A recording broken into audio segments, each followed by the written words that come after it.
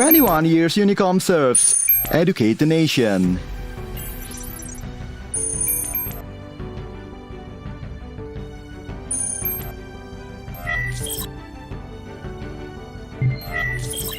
Welcome to Universitas Komputer Indonesia. 15 best private universities in Indonesia according to Shimago in 2021. 20 best Indonesian private universities according to 4ICU in 2021. UNIKOM stands in the center of Bandung City on Dipati Ukur Street number 112 to 116, West Java, Indonesia. UNIKOM has an exclusive lobby design in the smart building.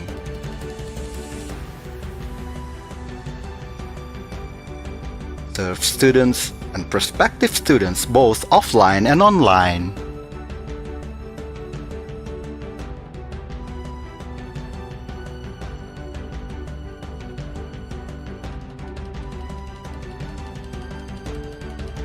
UNIKOM has a public relation and protocol directorate that bridges internal to external communication.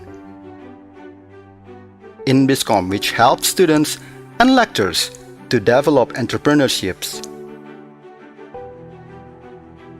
PDSI, which manage UNIKOM's IT system with the help of data server facilities. UNIKOM has 7 faculties, consisting of 28 study programs. Electrical engineering,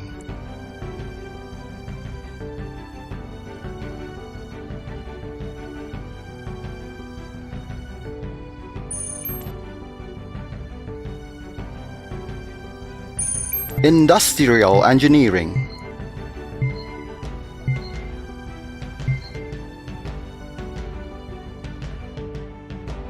regional and urban planning, visual communication design,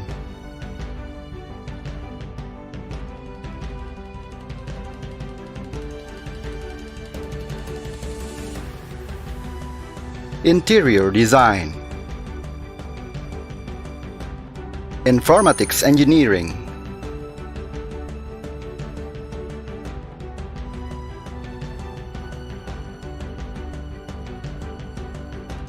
informatics management,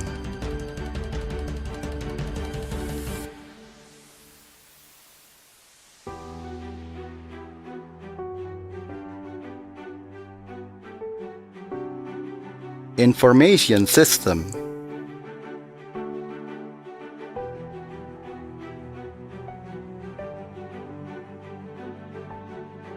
architecture engineering, computer system,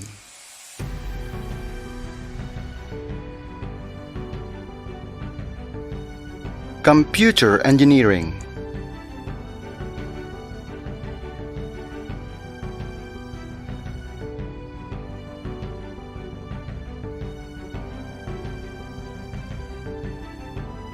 computerized accounting,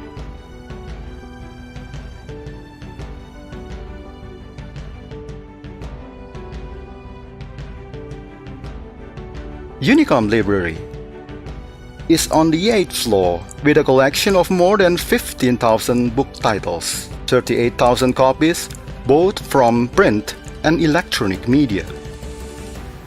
On the next floor, there are communication science, international relation,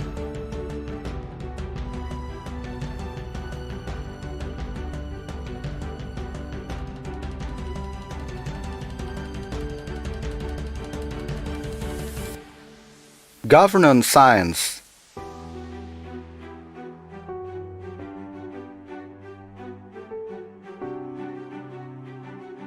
finance and banking, marketing management, management,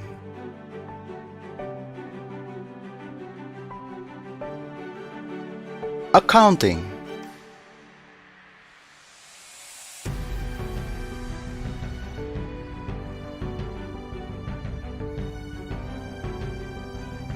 civil engineering,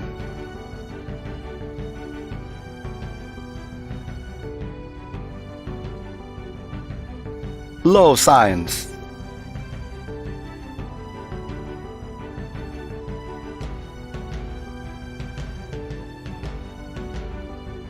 Japanese Literature.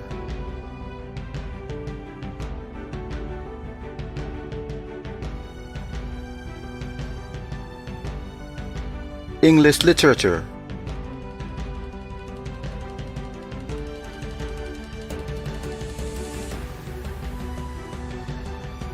King Sejong Institute.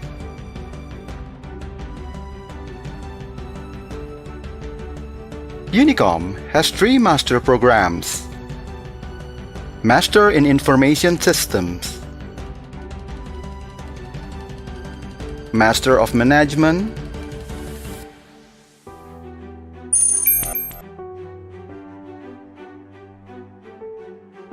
Master of Design.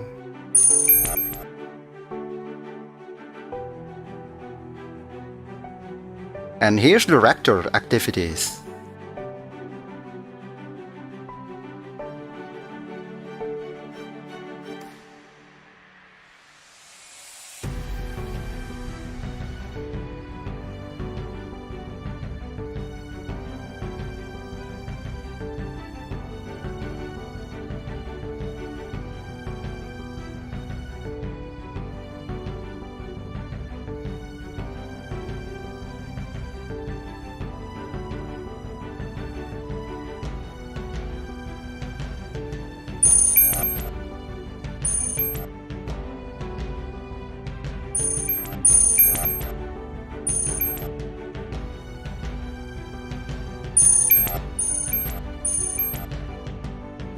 UNIKOM has various internal activities to external activities such as ICOBEST, International Conference on Business, Economic, Social Science, and Humanities.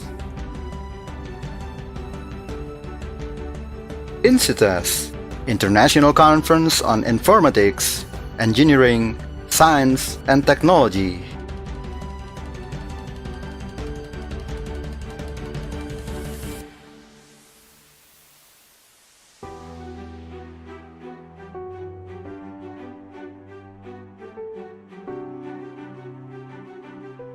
UNIKOM has several divisions to help to develop the potential of students. Code Labs Division,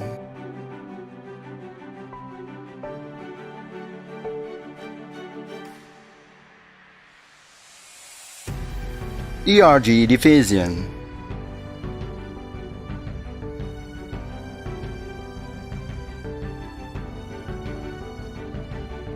Robotic Division,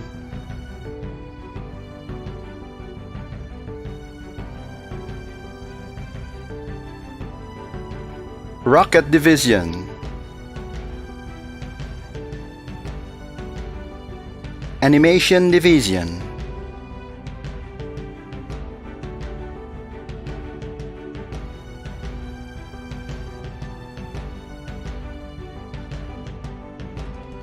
As a support, UNIKOM has UNIKOM TV.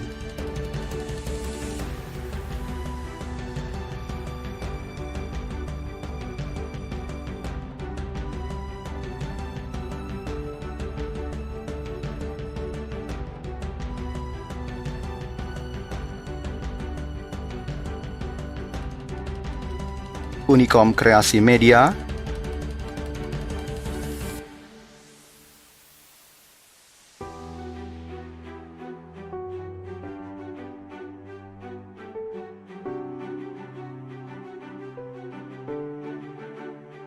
Hits UNIKOM Radio,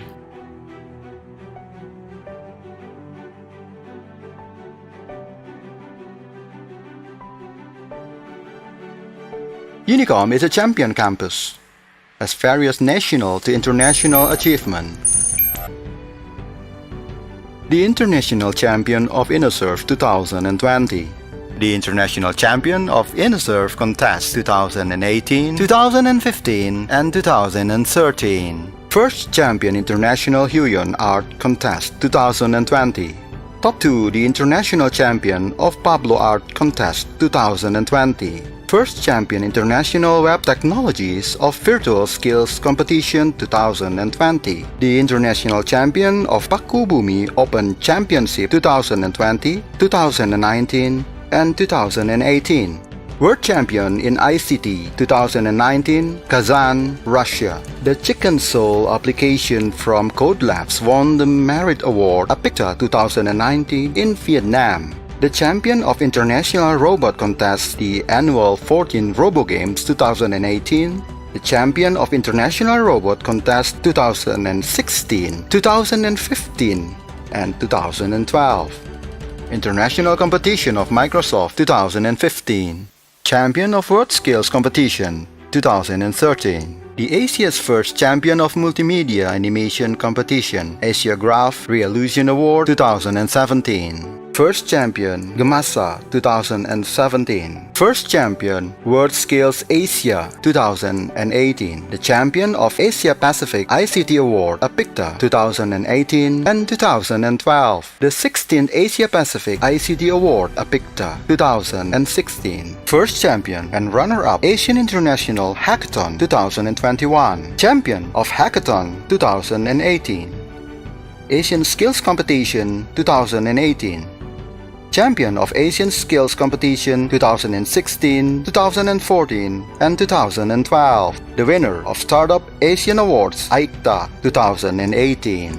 Number 1. The highest copyright university is in Indonesia, Ministry of Law and Human Rights 2020. First Champion National of Innovation 2020. First Champion of National Digital Content Identic 2020. Number 1 National Champion of Identic 2020. Rifest, first champion of the National Imagine Cup and became Indonesia's representative at the Imagine Cup Asia Regional 2020 in Singapore. National champion of Gemastic 2020 and 2016. Top 10 national in 2 categories: Interface Design and User Experience and Software Gemastic 2017. National champions of Badminton Competition Day 2020. 1 gold and 1 silver medal. UNIKOM won for a 6th time in the Students' League Lima Badminton 2020. Champion of Badminton Lima WJC 2018. National Champion of Kotasi 2020. National Champion of Taekwondo Jabar Open 2020. National Champion of Jabar Karate Championship 2020. National Champion of Canon Semarang Photo Marathon 2020. National Champion of Animation Indonesia Revolution Award 2019. UNIKOM won West Java Innovation Award West Java's Culture and Tourism 2018. National Champion of ICT TBIG Creation 2018.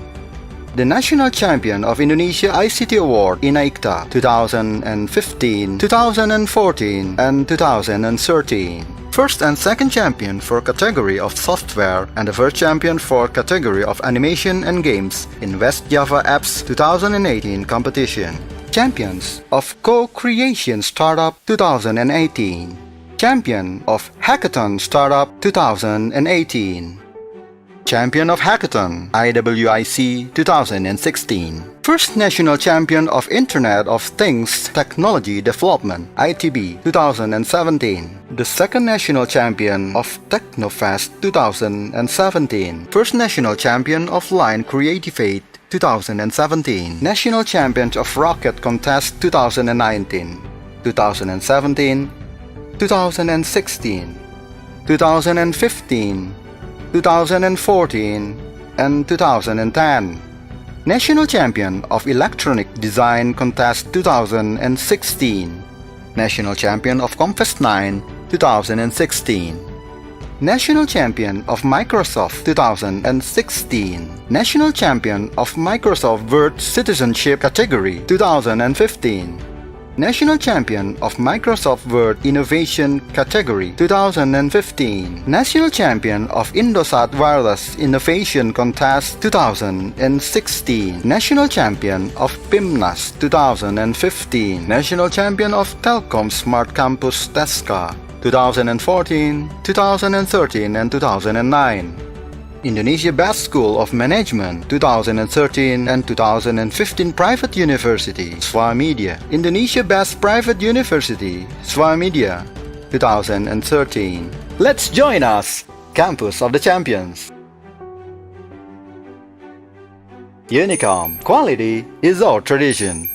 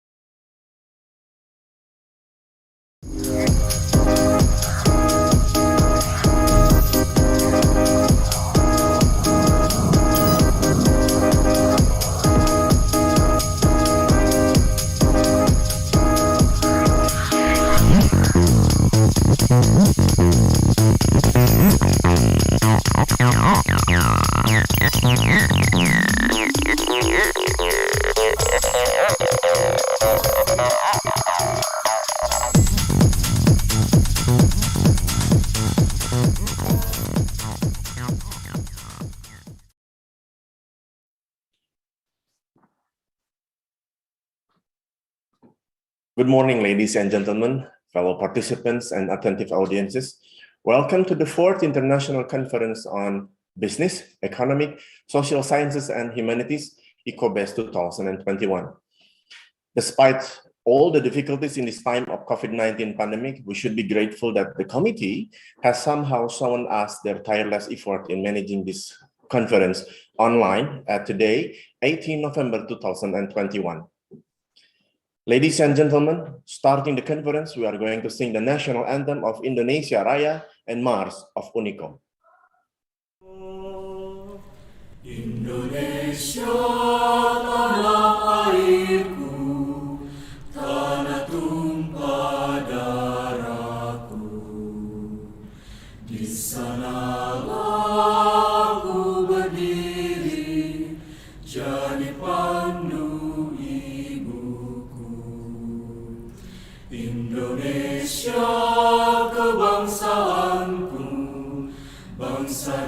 tanah airku, marilah kita berseru, Indonesia bersatu. Hiduplah tanahku, hiduplah negeriku, bangsaku, rakyatku semuanya. Bangunlah jiwanya, bangunlah badannya, untuk Indonesia Raya. Indonesia Raya, merdeka, merdeka, tanahku, negeriku yang tercinta. Indonesia Raya, merdeka, merdeka, hiduplah Indonesia Raya. Indonesia Raya, merdeka, merdeka, tanahku, negeriku yang kucinta. Indonesia Raya, merdeka, merdeka, hiduplah Indonesia Raya.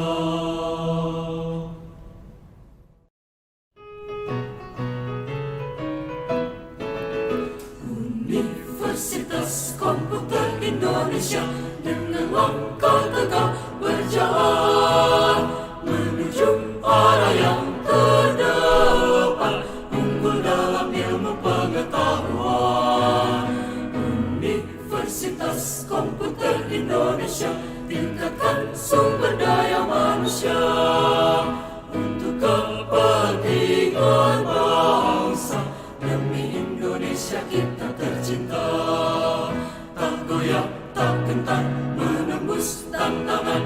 UNIKOM maju berjaya, menyala di dada semangat membara.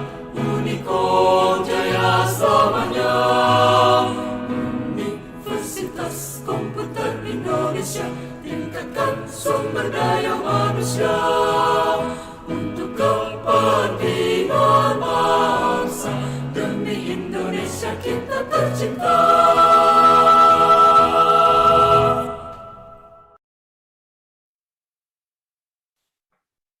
Ladies and gentlemen, we would like to extend our highest admirations to respectable Rector of Universitas Komputer Indonesia for his endless support to this conference. The same thing also goes to Vice Rectors and Dean in Universitas Komputer Indonesia. Our admiration is also addressed to our distinguished keynote speakers for today's conference.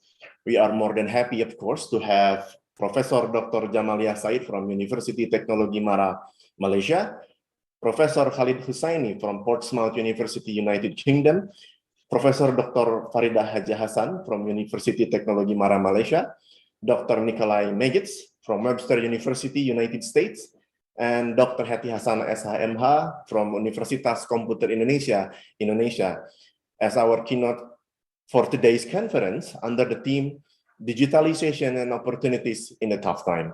And last but not least, of course, our thankfulness is also addressed to our fellow participants for your shared commitment in today's conference.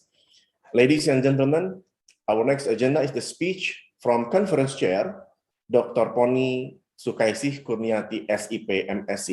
The floor is yours.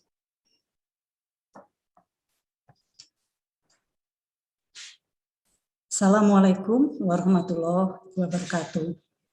Good morning to our distinguished guests, college and researchers. I am pleased and honored to welcome you to ICOBEST 2021. This year is the fourth edition of the International Conference on Business, Economic, Social Sciences, and Humanities, ICOBEST 2021. I would like to particularly extend a warm welcome to the Rector of UNIKOM, Professor Dr. Insinyur Haji Edi Suryanto Sugoto MT, and all of the top management of UNIKOM, distinguished guests, our honorable keynote speaker, and all bright presenters and participants for joining ICOBEST 2021. Also, I would like to extend my appreciation to the organizing committee who have contributed magnificently to the conference success. This year, we decided on the theme, digitalization, and opportunities in the tough time. We expect that this conference will enable you to share your research with an international research community and engage in discussion about the issues relating to research and or practice in the field of business, economics, social sciences, and humanities. The conference program will include a range of presentation types, including keynote speakers and oral presentation. Our highest appreciation goes to all participants who submitted their papers. In closing, I encourage the delegates to actively participate in today's interesting discussion. We sincerely hope that this international conference can become a platform for researchers and academics to present their best research results to become a bright for practitioners in the field of business, economics, social sciences, and humanities. I wish everyone a successful and fruitful conference. Thank you. Billahi taufiq wal hidayah. Wassalamualaikum warahmatullahi wabarakatuh. Next, ladies and gentlemen, we are going to have the opening speech and conference official inaugurations to be delivered by Dean Faculty of Design, Associate Professor Dr. Lia Warlina, MT. The floor is yours.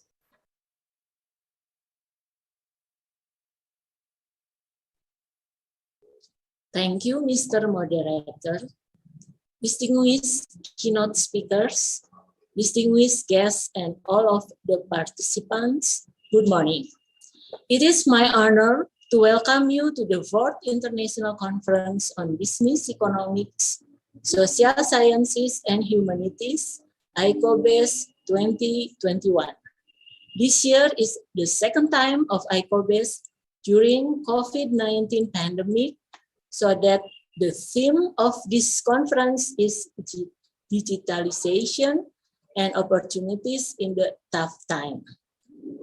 I want to thank our rector, Professor Edi Suryanto Suboto, for appointing me as Dean of Faculty of Design to welcome you to share ideas and current research in economics, social sciences, art, law, and humanities at this great conference.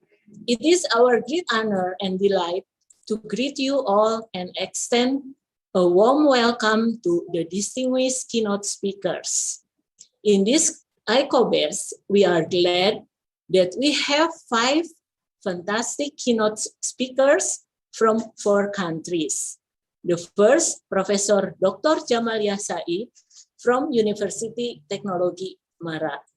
The second, Professor Dr. Farida Haja Hasan, also from University Teknologi Mara, Malaysia.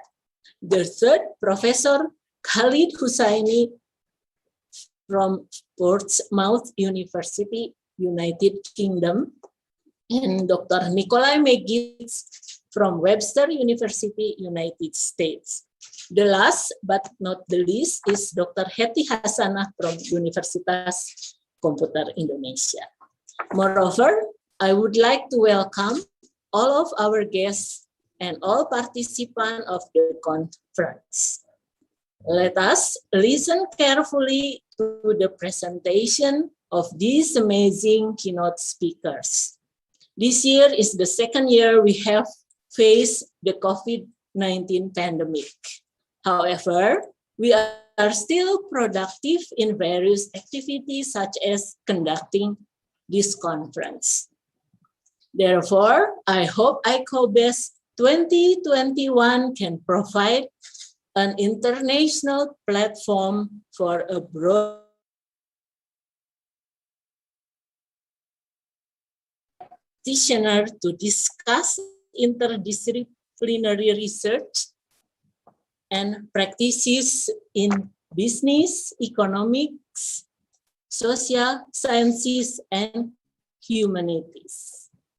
Additionally, we expect this conference to expand our global network and facilitate mutual understanding for future collaboration. Ladies and gentlemen, I want to thank the committee for successfully planning and executing this activity.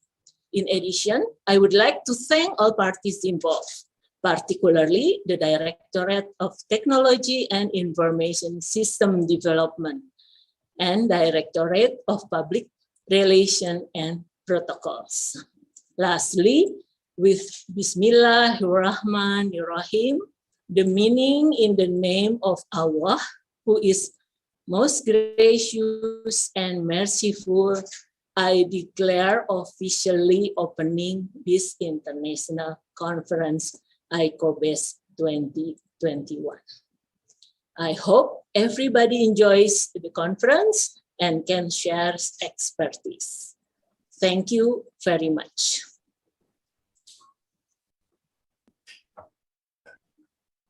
Ladies and gentlemen, for the smoothness of the conference, we are going to have prayer recitations to be conducted by Muhammad Arya Rajasa. The floor is yours. Assalamualaikum warahmatullahi wabarakatuh. Ladies and gentlemen, let us pray according to our own belief. And please allow me to guide this prayer according to Islamic belief. A'udzu billahi minasyaitonir rajim. Bismillahirrahmanirrahim. Alhamdulillahi rabbil alamin. Wassalatu wassalamu ala asrofil anbiya'i wal mursalin wa ala alihi wa ashabihi ajmain. Rabbana lakal hamdu kama yanbaghi li jalali wajhikal karim wa azimi sultanik. Walakal hamdu bil Islam. Walakal hamdu bil iman, walakal hamdu bil Quran, walakal hamdu bil qiyam, walakal hamdu bil khusyu', walakal hamdu bis sabr. Ya Rabbana, lakal hamdu kama yanbaghi li jalali wajhikal karim wa azimi sultanik. Oh Allah, all praise to you for all the blessing and guidance you gave us, so we can attend and carry out this international conference, ICOBEST 2021. Oh Allah, we ask you, please make this conference as a useful conference in order to increase our scientific insight, in order to increase our brotherhood, in order to increase our enthusiasm in worship and work, and to motivate our life to be consistent in the way of your truth. Oh Allah, we ask you, please bless and fill this conference with the kindness from the beginning to the end. Give us strength, health, and ability so we can carry out the duty and responsibility you gave us.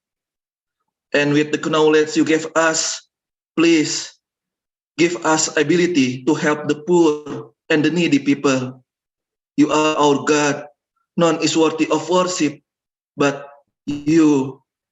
Rabbana atina fid dunya hasanah wa fil akhirati hasanah wa qina azabannar wa qina azabannar wa qina azabannar wa adkhilnal jannata ma'al abrar ya azizu ya ghaffar ya rabbal alamin. Subhana rabbika rabbil izzati amma yasifun wa salamun alal mursalin. Walhamdulillahi rabbil alamin. Wassalamualaikum warahmatullahi wabarakatuh. Ladies and gentlemen, we are one step closer to the main agenda. But before doing so, I humbly ask to all participants, especially respectable Rector of Universitas Komputer Indonesia, Vice Rector, keynote speakers, and committee members, please be kind to hold on for a while because we are going to have the Zoom photo sessions. We are going to have two poses. The first one is the thumb up pose. Okay, please be kind to participate in this documentation. Okay, and hold on for a while. Okay, 1, 2, 3. Okay, thank you very much. And the second one is the U pose. U stands for UNIKOM. Okay, this one is UNIKOM pose. Okay, hold on. 1, 2, 3. Okay, thank you very much, ladies and gentlemen, for your kind willingness to participate in this photo session. And now we are moving on to our main agenda, of course, the plenary session that will be chaired by my distinguished colleague, Dr. Nungki Heriati, MA. She is a lecturer of English Department of UNIKOM and currently serving as the head of Division of Career Center in UNIKOM. Her research interest is on women, narratology, and culture. So, ladies and gentlemen, without any further ado, I will give this session to my distinguished colleague, Dr. Nungki Heriati, SSMA.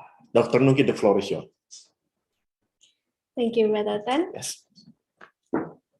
Thank you for having me.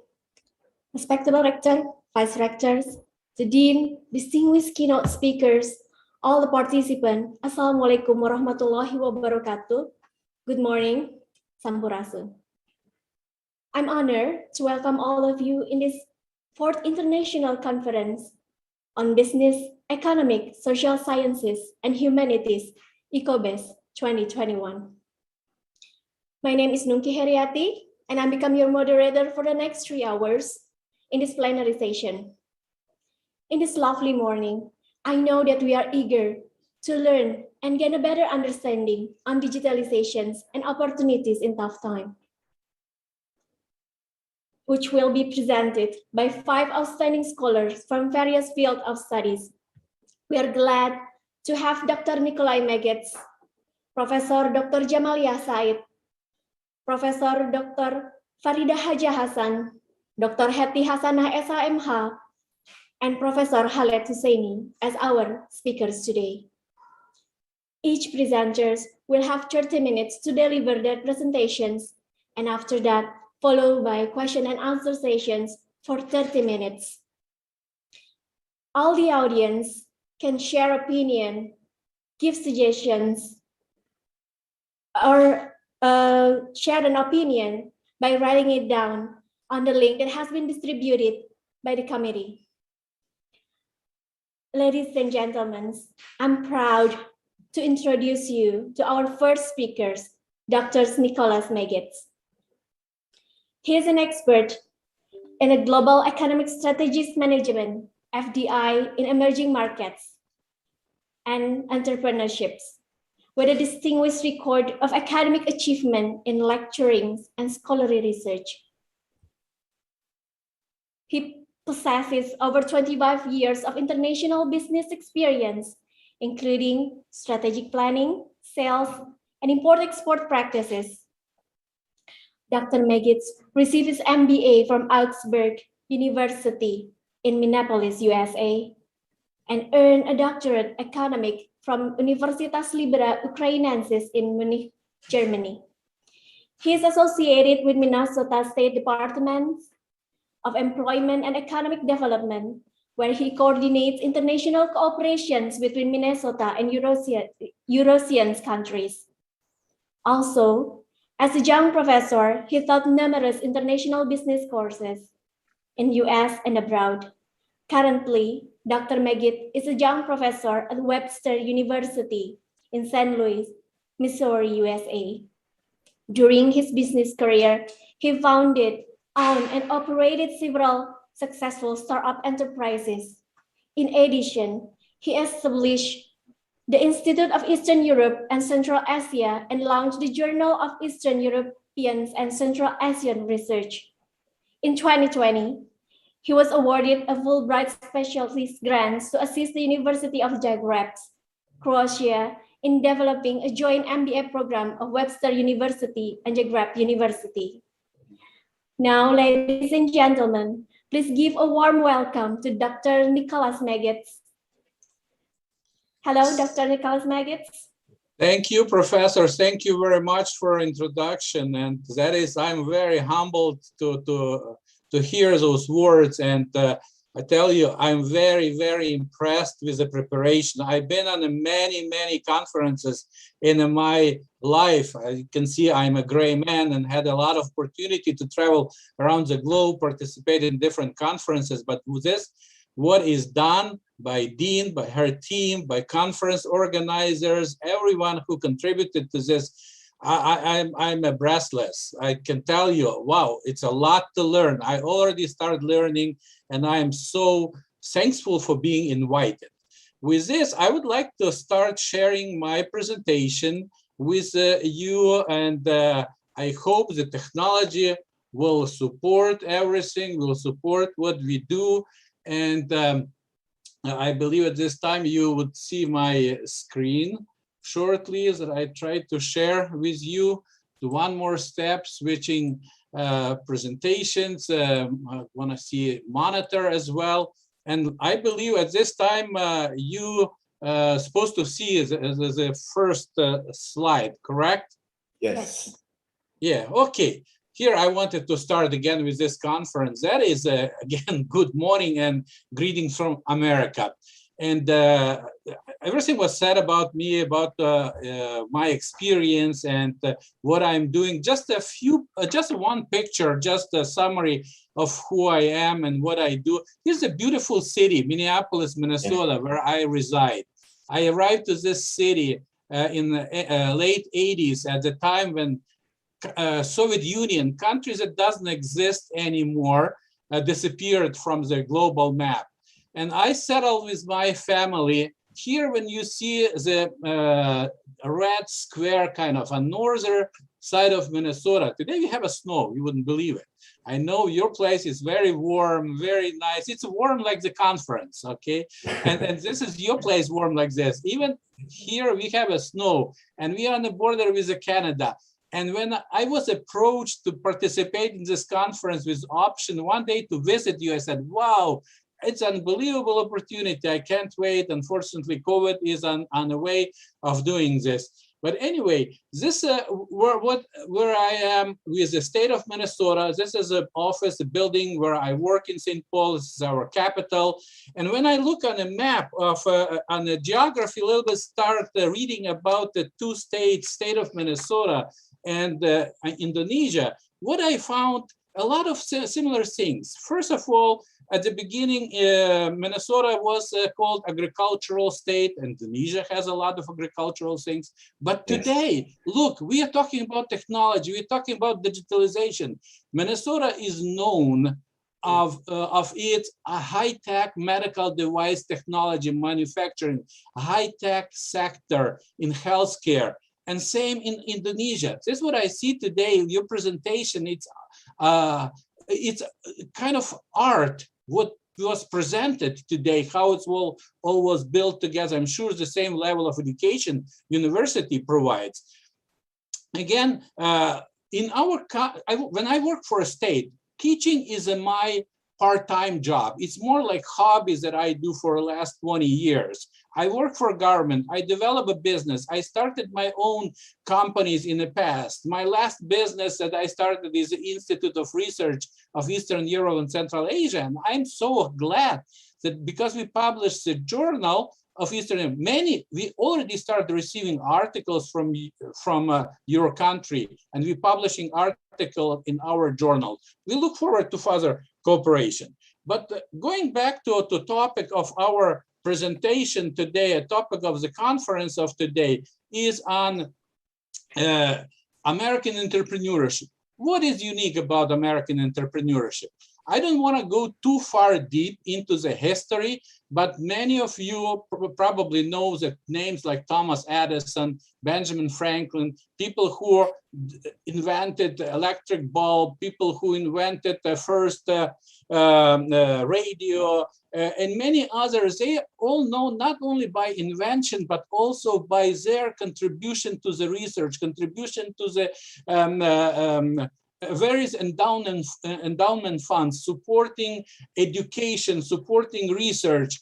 And in 1970s, okay, before 1970, nobody talked about entrepreneurship. This is something new that just raised after 17 years when people start talking about new technologies, etc.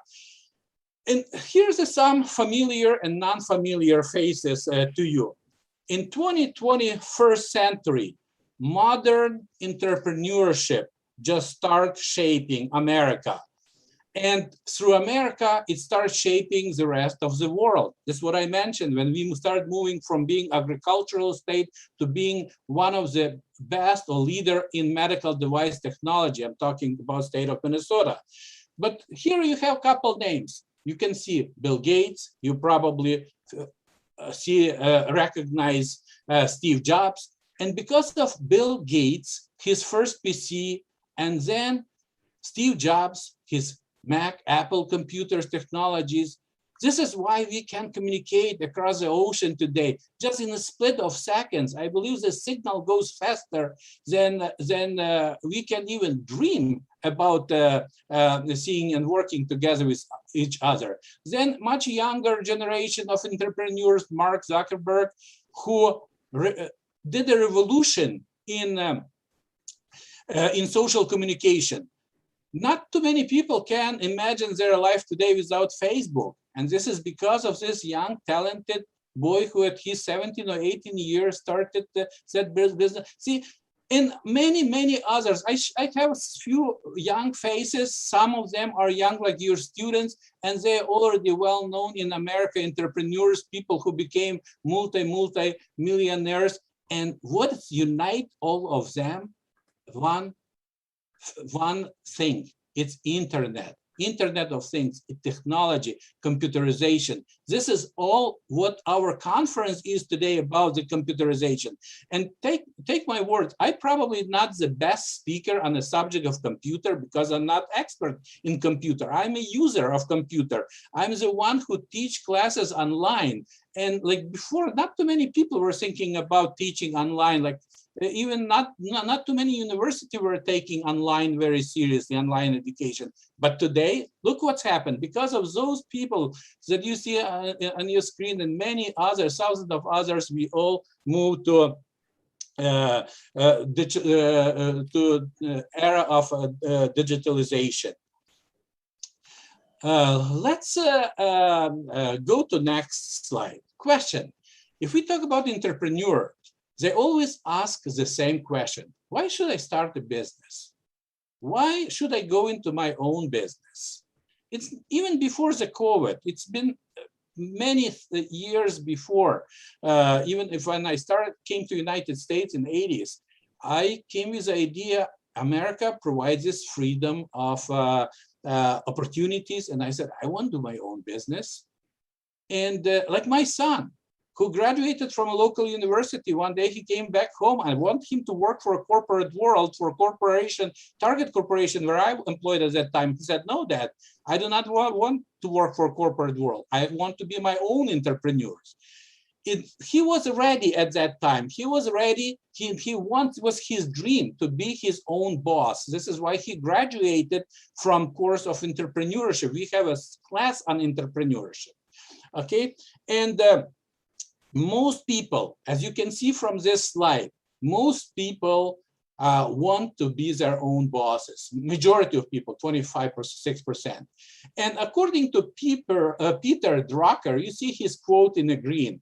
And Peter Drucker is Austrian-American professor. He is a father of management. He was one who is considered being who invented the management as a subject. He gave a description of success because everyone who starts a business wants to be successful. If someone believes would not be successful, probably would never go to this. And he says this, Drucker says this, in every success story, you will find someone who has made a courageous decision. Yes, starting a business is for people who are ready to move forward and are courageous. People who are ready to do this, people who have a passion. This is what you see. People, 26 plus 23% in the United States. There is a people who are ready to be their own bosses and people who have a passion to this, who are not the one who gave up on the first trial. If you want to be an entrepreneur, be ready. God bless you to be successful on a step one. But often, in most cases, it takes step 2 to step 3, adjust, readjust, and try again and try again. Not far ago, several weeks ago, actually, I was in a class of Dr. Narayandas, professor of business administration at Harvard University. What is interesting about this professor? He came with a statement of success. Okay, it's interesting. What does it take to be successful when you start your own business? It says this: you have to, success is a function of three derivatives. First, you can see this formula of delta of success is function of urgency, model, and process. Let's look on the three of this. Urgency, and what does it mean? It means being dissatisfied with status quo. You're urgent to do something new. You're not going to do the job the same way as you've been doing it yesterday. You want to do it different way. But you have to come with the right model. You have to come with the right strategy. What exactly should be done to replace and change and become successful? Okay. And the third function is a process. How to do this? Are you ready to do this? Do you have a money? Do you have a human resources needed to do this job? Okay. In a case, if one of those three is not working, it's mean outcome will be zero. If you multiply zero on, doesn't matter what you have in urgency in the model or the process, will become fail. However, this is what Dr. Narayandas says. Change is still dependent on luck and time. It's interesting, luck and time. We should not eliminate those things. Some changes are happening in the right time. COVID, for many people, was a right time decision to start a new business. And this is what is my presentation today on shaping American entrepreneurship because of the COVID. Many new entrepreneurs were born in the last year and a half because of the COVID. Nevertheless, you still have to have a luck. This is what Dr. Narayandas believes. Some people have no luck. Okay, they try and they do everything right. However, they failed time by time. But now let's look on current trends in U.S. entrepreneurship. Interesting enough, as you can see from this slide in front of you, only 3 of 1,000 adults are entrepreneurs. Some people can believe this is, and I believe it's not enough because I'm professor of entrepreneurship. Okay, it's only 3 of 1,000 people in America. But some people believe, wow, any person who, any group of people who I look around is entrepreneur. It's a lot, let's say, 3,000 adults. We have in the United States equal representation of man versus woman, male versus female. It's same number. It's as many we have men as many we have entrepreneurs or female. They all are successful. However, 31% of US businesses are owned by family. It's the most successful business when you have a family owned. And the question is often, where is the money taking from? It's interesting enough, you can see in the right column for men and women, 3/4 of all startups, doesn't matter, it started by women or started by men, are self-funded. Yes, we have American government, federal government, state government provide assistance, provides a lot of initiatives for businesses owned by women, businesses owned by minorities. However, still 3/4 times funds will be coming from a family savings. Does it mean that all businesses survive? Unfortunately not. Statistics show that after 4 years, only 37% of businesses survive. Okay, 4 years, 37, let's say to 40% businesses still stay active. What does it take in America to start a business? Before I thought that it's America because of our, I can use the word propaganda, in good sense, says that America, because of its entrepreneurial spirit, is a country where you can start a business right away, the fastest. However, according to Forbes, what I see, what you can see, America is a country where it takes 6 days, almost 1 week to register and incorporate. Some other countries like New Zealand takes only 1 day to do business. Hey, this is why you are so successful. This is why in New Zealand, economy grows so fast because it's attractive to people and has a less bureaucracy to do business.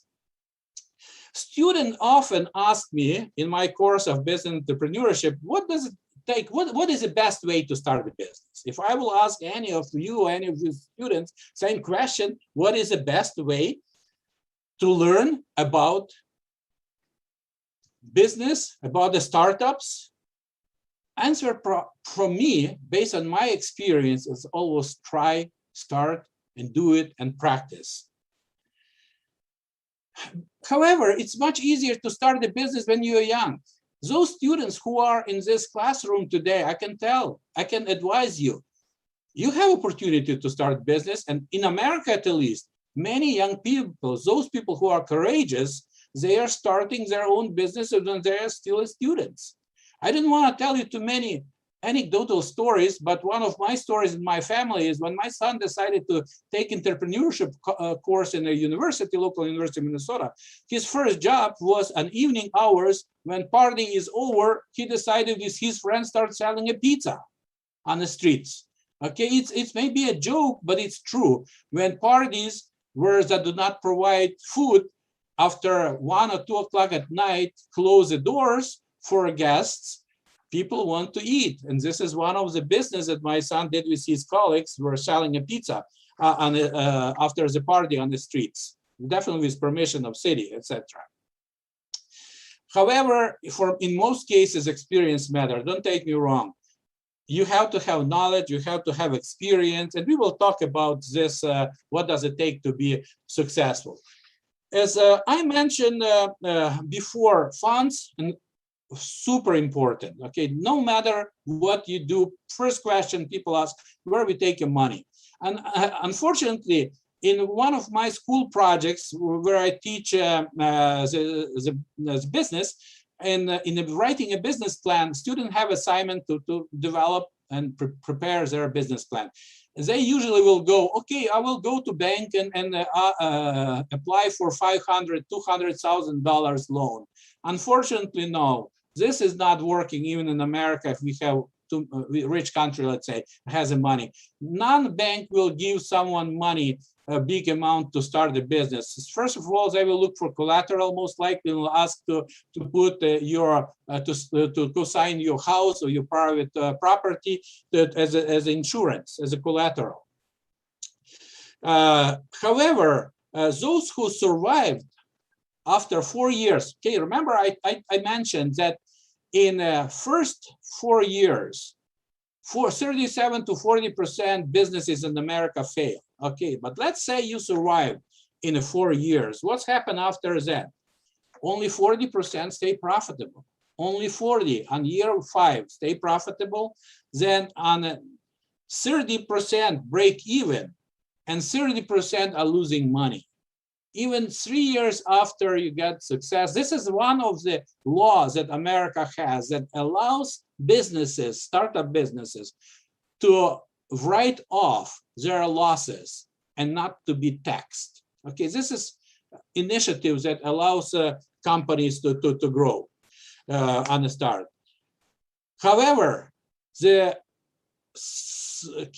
main success, a fundamental success for any business is a business plan. Okay, and the business plan definitely has to be realistic, and it starts with a financial statements. Must be revised and updated constantly. It's like if you buy a book, maybe read it once and forget next day and have no idea, do not remember too much. You have to be repeated and learn again and again. I would like to show one more slide on what contributes to the success of business, because we are all educators here. We are also students, and I would like to bring this as importance of education in a startup business. And many businesses require specific licenses. Okay, what we see here that 31% requires only associate degree. It doesn't require people to go to get a master degree or become a with PhD. Definitely, if someone wants to start the university, like your president, probably, or he had to have a PhD degree. However, in America, many businesses and majority businesses are in the service sector, and most likely is associate degree, like 2 years of college, specialty education would be more than enough to start a business. I looked on immigrant. Being myself an immigrant, one day I decided to study what is the contribution of immigrants in the United States in developing business, starting business, and become entrepreneurs. And especially in my department, Department of Employment and Economic Development, we do this research constantly. This is something that we are paid by government to do. And we see, because we try to help those immigrants to become their valuable contributor to the society. And immigrant entrepreneurs, they play very important role in a business. And we want them to be income generators, because on average, people who own the business, let's say on a year 4 or 5 established business, their earning would be is on average in our state $68,000. I'm not sure in your country it's enough, or maybe your people, I hope, God bless you, making much more, but at least in our state, average income per business startup is $68,000 a year.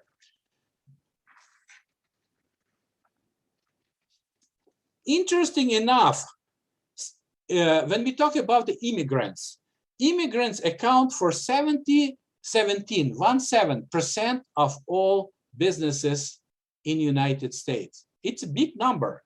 See, immigrants account for 17% of all businesses. And 9.7% of employer firm in the United States are owned by Asian. Can you imagine? Just think about, we have a very high population of Asian immigrants in the state of Minnesota. When I just mentioned that 17% of businesses owned by immigrants, think about this, 9.7, more than half of this are owned by immigrants from Asian part of the world. It means those people are highly dedicated to work, and most of them work in this service sector areas. Industries with the most startups. Let's look on a statistic, what we have on where people usually go when they got this bachelor degree or master degree, or maybe just associate degrees. What do they look industry to start? Today, technology, health sector, e-commerce. This is where people start using this technology and see the opportunity to go to business right away. Accounting, tax preparation, bookkeeping. A lot of those things can be done just sitting in your own office. You don't have to have even brick and mortar building to do this job. At least in our country, it's not required at all. However, not all businesses are successful. As I mentioned before, 40% fail. However, let's look on the factors. What contribute to the failure? Okay, we have to look on all pros and cons, not only successes, but also on this, what contributes to being unsuccessful, that people learn the lessons and move forward to avoid this mistake in the next step. Finances are important, but not a main reason for failure. Most often, people just have a dream, because they will tell, oh, I have a dream that tomorrow I will be a millionaire. Oh, I have a dream that I start my own computer technology consulting company. But do you have a knowledge? Do you have a degree? And in 46% cases, contributor is incompetent. People have a goodwill. Some people have a good money, but they are incompetent on this. They may not have a passion to this, what they do, what they want to do. unbalanced experience, a lack of managerial experience. Human resource factors, humanity is so important today in developing a business, in starting a business. I just prepared two next slides to show in my state what industries for startups are the least successful, least profitable, and profit is one of success, and most profitable. I just would like you to look and compare them, because I will be showing both of those slides. Because it's so important for graduates of our universities that they decide where they want to go, who they want to work for, or which sector they want to start their own business. For example, in some people would believe that starting, let's say, starting a liquor business, liquor store, maybe not in Indonesia, but in America, many people believe that going into liquor business is a very successful, very profitable. However, if you look on statistics, says no, there is not too much in net profit margin. You will not be generating enough income and quick income.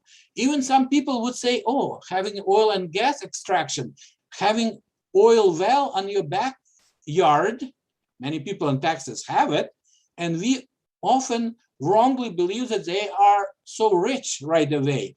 But unfortunately, if you look at these numbers, 7.6% in having your own oil extraction well, it's not really an end of the world.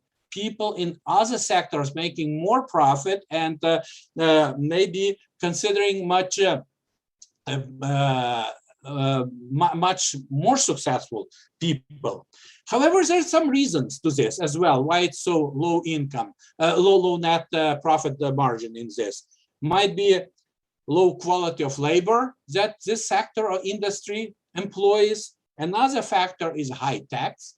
Can you imagine how high taxes are in the liquor business, in oil and gas business, how government imposes huge taxes, sometimes 50% is taxed on this. And another is a government, this is what I mean, government regulations. Government puts so many barriers on some of those industries. However, often government provides the subsidies to support businesses if they need them to for countries' wealth. 15 others on opposite side, I would like to show you 15 most profitable industries in the United States by net profit margin. My big surprise, accounting, tax preparation, bookkeeping, payroll, this is finance sector. Finance sector provides the highest net income.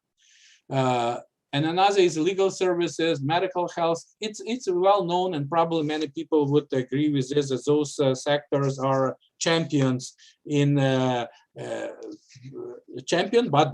this sector's 50s definitely require the highest level of education. It requires a bachelor, master degree, often and doctoral degree as well, and special licensing and special training to be successful.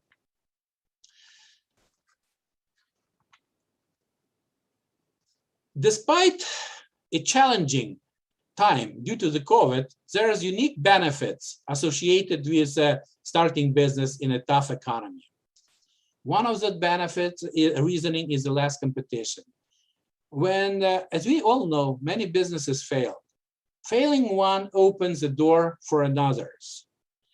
It's more opportunities due to the openings. But people have to think strategically to minimize the cost and keep focus on long-lasting business strategy of their success. With the COVID, what's happened in the United States? With the COVID, 43% businesses were closed. It's almost half of the country economy.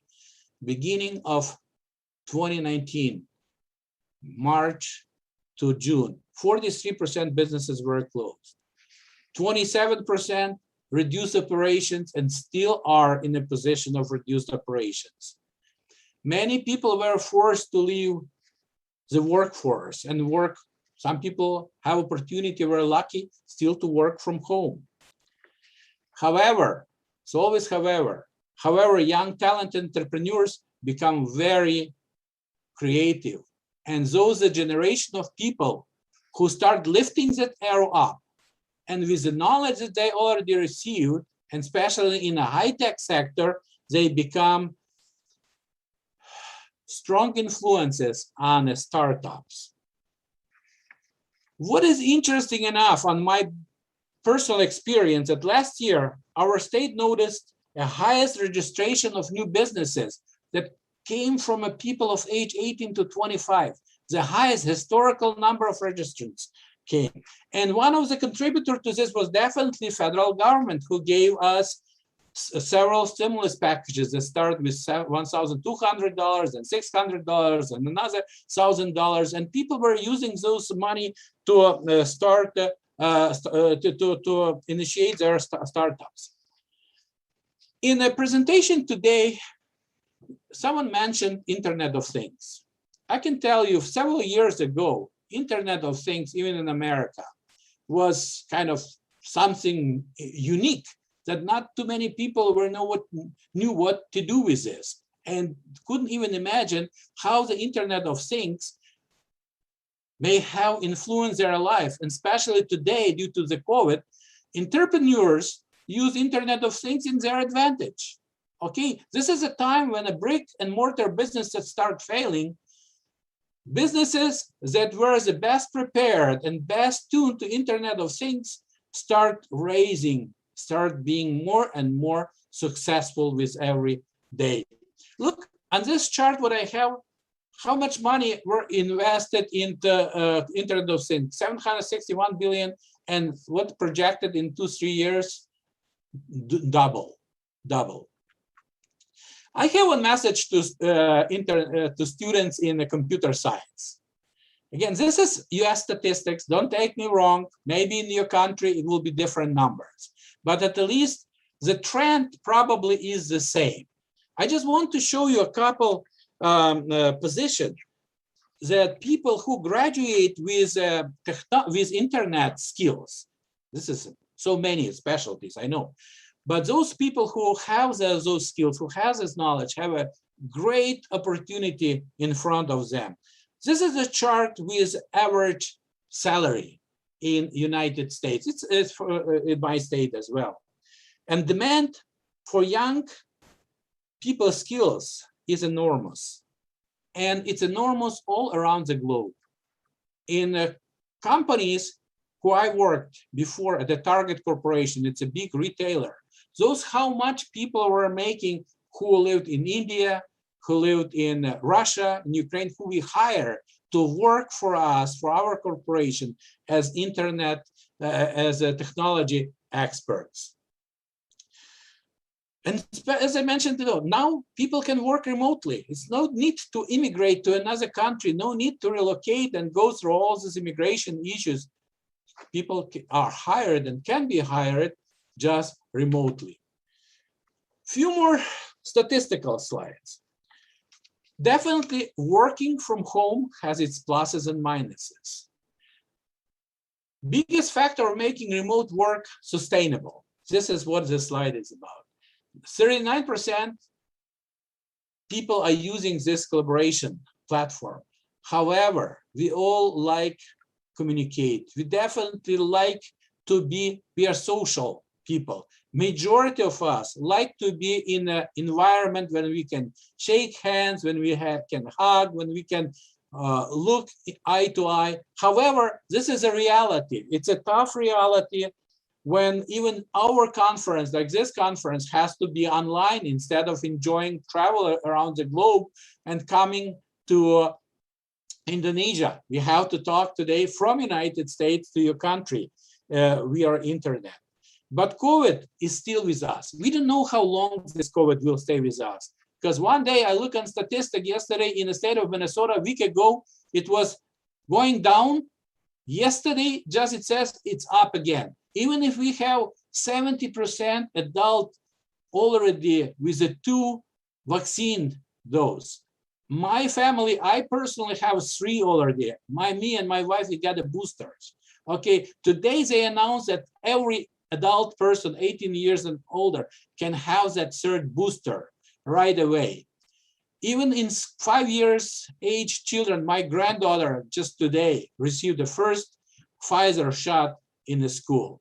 Okay, this is where we go, and we should adapt. We should be resilient, but we should be adaptable. This is my message to this. And we like it or not, we have to deal with this, and this is enormous work, but this is no bad things that would not create a positive, like for your universities. This is an enormous opportunity for internet people, young generation who are specializing in computer technologies. Going back to effect of COVID. This is a simple chart. I created it in my department, and we were constantly updating this. Look what's happened. Blue line is employment versus yellow line is unemployment insurance. How many people are employed? And as you can see, the dip down in the blue line is when COVID hit us, okay? And everybody started closing the doors, laying people off, and suddenly people start applying in April, March for unemployment. It went up, but with time, we start adapting, wearing masks, and picture start changing, okay? Picture changed in United States, in my state of Minnesota, dramatically. Even if I'm talking today about COVID affected people rising, what's happening on the economic sector, okay? We have 250,000 openings job. We don't know what's happening with the people. We cannot find the people to work, to fill those openings. Every single store, I can tell you this, every single restaurant has a sign, we are hiring. We are hiring, but we don't have no one to hire anymore. Interesting factor in a look on the numbers. I'm not gonna put too many numbers on you, but just mention. State of Minnesota has population only 5.7 million people. From 5.7 million people of population, 3 million are labor force, half, literally half is labor force. From that half, 260,000 are people who are looking for the open position, 250,000 open position, okay? And still, we have 3.8% unemployment. And here's the politics. Instead of closing unemployment and shutting doors, politicians would rather give people a free money and buy their votes instead of closing the unemployment and sending them back to work to fill those 260,000 opening positions. Sir, I know sorry. my time. You have 1 more minute expired. to present your presentation. I'm sorry. Yes, I just will go with one single message to all the students. The economy advances in entrepreneurship education. Take education seriously. And one thing that I would like to share with you, maybe I will put in the discussion, 20 business ideas that will never end even with COVID. I would like students just to look, and you look into this and say, hey, maybe is there something for me? It's a good advice, good information to share with you. I will post this link to everybody. Again, thank you. My apology for being a little bit late. I'm almost done. I'm done now with respect to others. Thank you so much. I will exit, stop sharing.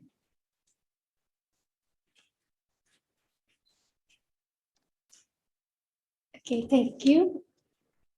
Thank you, Dr. Nicholas Megits. That's a very remarkable presentation from Dr. Nicholas Megits about the trends of entrepreneurship in the COVID-19 era. It is very insightful, especially when you quote rule number 1, never lose money, and rule number 2, never forget about rule number 1. I'll keep that in mind. And for all the audience, I remind you, if you want to ask questions, you can write it down on the link that has been provided by the committee. Okay, ladies and gentlemen, now I would like to introduce you to our second speakers, Professor Dr. Farida Haja Hassan, who will share about current technology and innovations in e-halal food. But before, let me read her curriculum vitae. She is the Deputy President of World Academy of Islamic Management at IMCA and the founder of e-Halal Management and Science, University Teknologi Malaysia. Previously, he was a director, Institute of Business Excellence, heading the research consultancy, training, and publication unit. She is twice appointed as the Dean Faculty of Business and Management, an independent board of director, as well as former panel investment advisor for PMB Public Listed Trust Fund Company. Currently, she is an external examiner for several public and private local universities and colleges, an active fellow member of Professional Chartered Institute of Marketing UK, Vice President for the Malaysian Association of Customers and Family Economics, advisor to the World Islamic Marketing and Trade Chamber, Chief Editor for Malaysian Journal of Customers and Family Economics, Assistant Editor for Journal of Islamic Marketing, and a Board Council and Regional Member for Malaysian Chartered Institute of Marketing. That's an amazing CV from Dr. Farida Haja Hassan.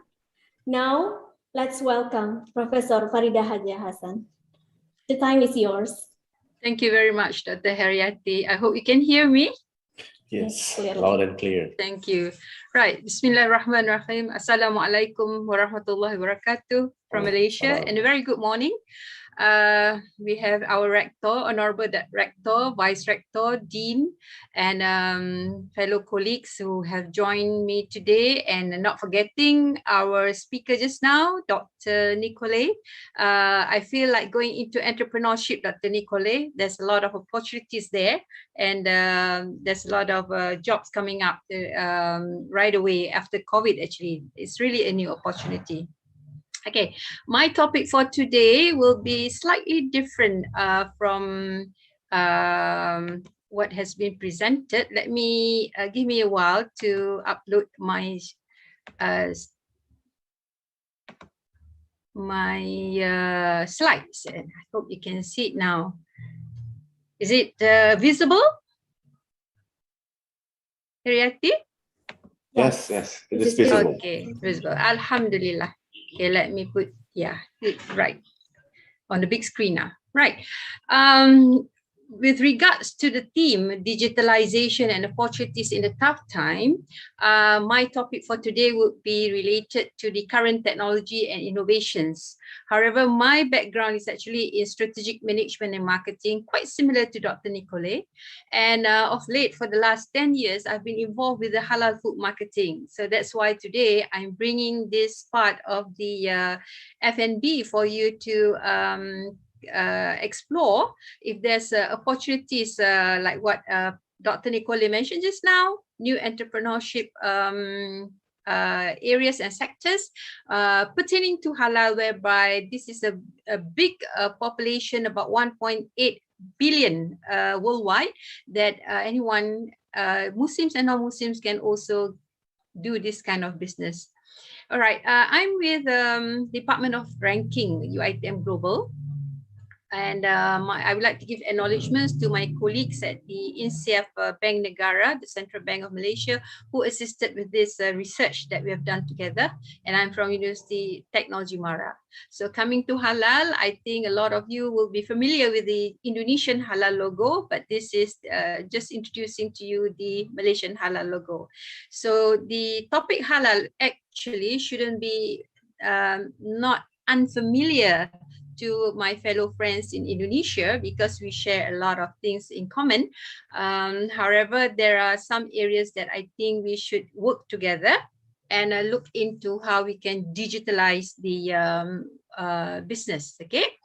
Now, the presentation outline will be as follows. There's about 12 altogether, but I'm going to kind of walk with you in a fast mode, like a Formula One tracking circuit. Okay, so this is the outline of it, where I highlighted a little bit on halal and toyib, and then the rest of it would be literature review, the methodology, looking into the industries, and then we are looking into some comparative studies and the current development, the SWOT and TOS analysis, and then opportunities, challenges, as well as corporate response, and finally some recommendation and also future research for you to take away.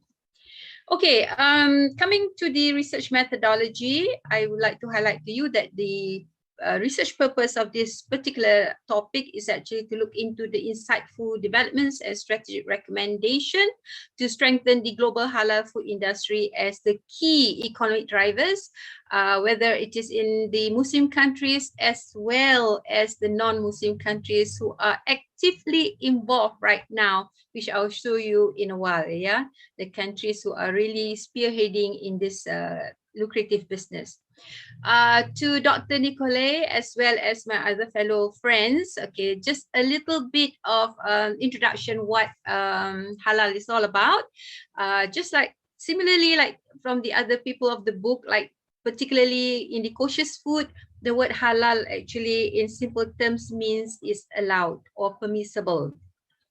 What I'm trying to tell you is that if my product has a logo of halal at the back of it, I am giving you a guarantee or I would say assurance to all my clients or friends, you know, Muslim friendly group, that if I can consume and also use the services of the product, then you should also be safe to use it as much as I do. So this is a guarantee or a warranty from my certification body.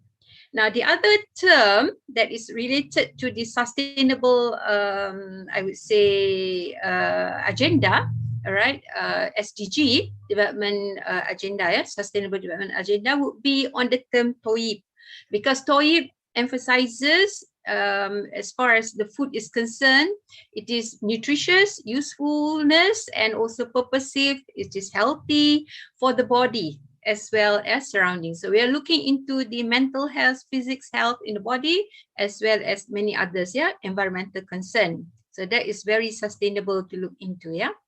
Now, let's take a look at the emergence of the halal and TOIB concept before I go fully into the digitalization. So why is halal so important, whether halal or kosher or even Christian book food, yeah, meaning the people of the book share about the same concepts. That the reason being, it is stated in the book that what you eat, what is lawful, meaning it is good for you, and also it is available, okay, in this universe. And the criteria of halal and TOIB food actually is a benchmark in determining the best food served to every human being. So that's why we have good agriculture practices, GAP. Now, other than that, in terms of the physical and spiritual health also, it is very important because it helps to develop a person positively. And according to Euromonitor's 2020 lifestyle survey, more than half of Southeast Asian consumers believe that they will be healthier if they really adopt this every day. And especially now, consumers are more educated in the halal food consumption, so they should be living in a better environment. And that will be shaping the demand and opportunities for purposeful food right now, or sometimes in Korea they call it functional food, both for now as well as in future. Now, let me walk with you why I said that this particular agenda of halal food and TOIB, which is considered as what I have defined earlier, nutritious, healthy, blah, blah, blah, are also adopted, or I said are also being championed by other countries like in Singapore or South Africa, in Spain, Italy, Canada, France, name it, okay, UK, as well as Netherlands. Reason being, there's a lot of export marketing around, okay, and you can see over here that by the study of the Global Islamic Economic Indicator, which is based in Dubai, Malaysia happens to top in 4 out of 6 sectors of halal lifestyle, okay, or halal business. So it is in halal food, Islamic finance, Muslim-friendly travel, as well as pharmaceutical and as well as cosmetics. Whereas we are talking about the Muslim-friendly travel, it was a real challenge during COVID. However, it's picking up very quickly now because the doors are opening. Even Malaysia is opening it partially. So welcome back to Malaysia. And we do hope Indonesia will also open up their islands, you know, their beautiful islands for more activities in terms of Muslim-friendly, plus F&B and many other operations like hotels and travel operators can also take part. Right. So as far as Indonesia is concerned, yes, you are already in the top 10. You can go faster after this, after looking into many possibilities of strategizing.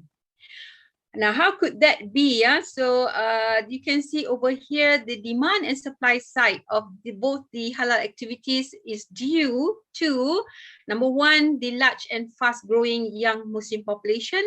Second would be the digital connectivity. Okay, you can see it coming in now.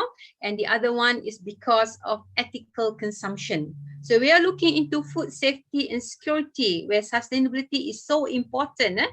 Sustainable development growth is so important. So we need to be ethical in the way we do business as well in what you really consume. Okay. And finally, I would like to add to you, okay, on the supply side, that there are so many global top brands taking place over here, like Tesco, Walmart, and many others. Yeah, Carrefour, and I can give you more examples afterwards in the next slide to see that this is a global economy actually. So it's very fast forward. Yeah. Now let's take a look now at the top 5 halal food related production for both exporters and importers. In terms of top importers, number 1, you can see it is mostly from the Middle East, as well as number 2, as well as number 3 would of course be Indonesia, because of the vast population. Indonesia having the top most Muslim population of 200 million. All right. When we talk about the Middle East, because of their high purchasing power, so the demand is very high. However, the top exporters are, number 1 would be from India, secondly from United States, Dr. Nicole. So you may jump into this business now.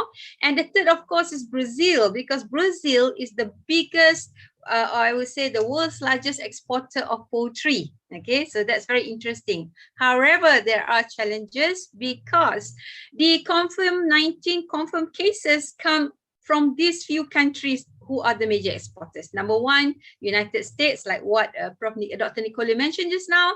And then number 2 would be in Brazil, and number 3, India. So let's, revisit what would be other countries that should take part with the 200 billion of F&B imports, going on only in OIC. Now let's take a look on how this would be possible, in the fast movement of the export marketing, internet and global business. The global map of halal food certification, governance and industry profile, you can see over here, all in red are over 100 billion USD, okay, when combined together, like for example, markets in Turkey, in Pakistan, Indonesia. And when we look at it, that this is possible because of all the governance and industry profile over here. You can see all the certification bodies like SMIC, Halal Control, and we have in Korea, KMF, JAKIM in Malaysia, MUI in Indonesia, Singapore, the MUIs. And we also have the halal port, like for example, starting from Port Klang in 2006, and then we had a twin halal port in Rotterdam. And later on, a lot more coming in from Belgium as well as France, and of late Australia and many other countries nearby. Okay, so the other part that I would like to highlight to you in this particular slide is on the various investments that was already playing a big role Okay, despite the depression, there are so many wealth fund, in terms of food security and supply chain, about 6.11 billion in 2019 and 2020. Indonesia itself has Indo Foods participation of 2.9 billion acquisition of Indomie. Europe itself has about, they have the French halal products leader like Isla, as well as Belgium's Hokar, that also back up the business, and also many other countries that you can read through. And you can look over here that in 2019, halal food itself represented about 1.17 trillion, almost to 2 billion Muslim market, okay, in the F&B. And then you can see the growth over here, okay, as well as the various signals of opportunities. For example, you can see the blockchain and traceability IoT, like Dr. Nicola has mentioned earlier. And we have supply chain global shifts, okay, like what I've shown to you, the halal market, and also the food security is really in focus, plus the halal cloud kitchen available that I will share the video later on. Okay, take a look now at the halal food industry and how it has affected the Islamic economic sectors. Sadly to say, because of COVID, you can see that there are some sectors over here that are highly affected. For example, that I've mentioned to you, the Muslim friendly, that is the highest negative impact, but the least negative impact would be food, because people can't live without food. Every day they have to consume. And surprisingly, during the COVID, we have the medium impact on modest fashion. People still wants to fill up their mind with more clothing, and also preparing after the COVID. But the media and recreation also has a least negative impact, because they do a lot of promotion, and they do have a lot of online recreation for the public to endure during the COVID times. But Islamic finance has the highest negative impact because people withdraw the money, and halal cosmetic and pharmaceutical are picking up because of their requirement, especially during COVID, on halal pharmaceutical, wanting more vitamins, and also some medication, vaccines, if possible, halal vaccine for them to utilize. Now, these are part of the literature review methodology that I have my team has kind of do a research. You can go back and read it and see how important and relevant this halal food marketing is all about. And in Asia, you can see that there are many studies in Indonesia on purchase intention, halal awareness in Thailand. And then we have remember the meat cartel issue recently in Malaysia? It became a big hoo-ha, and they do the traceability tracking from Indonesia to Singapore to Malaysia, and many other issues coming up. Now, in Turkey, they look into the halal product food. Okay, the marketing there are very big, especially in the European connected countries. And then the Middle East and Southeast Asia will be on the awareness, especially on Gen Z. Okay, because the younger generation, the millennials, they are the third generation of migrants in EU countries, and their demand is very high because they are the professional groups, and they have the money and the purchasing power to buy, so they don't bother so much about paying a very high price if they can get halal food. Now, in Europe, you can see over here some of the challenges and opportunities, including fraudulent activities in UK, halal food marketing and tourism in Africa, especially in Durban, in South Africa, as well as in another area would be the global halal food industry becoming a guarantor of quality assurance around the world from Africa. Now, I would like to show you some of the signals of global halal business, shifting from the industry players, consumers, and also government. For the industry, you can see a lot of online groceries of late because of COVID, and they have no choice but having customers trust if they can deliver a good product at the end of the day.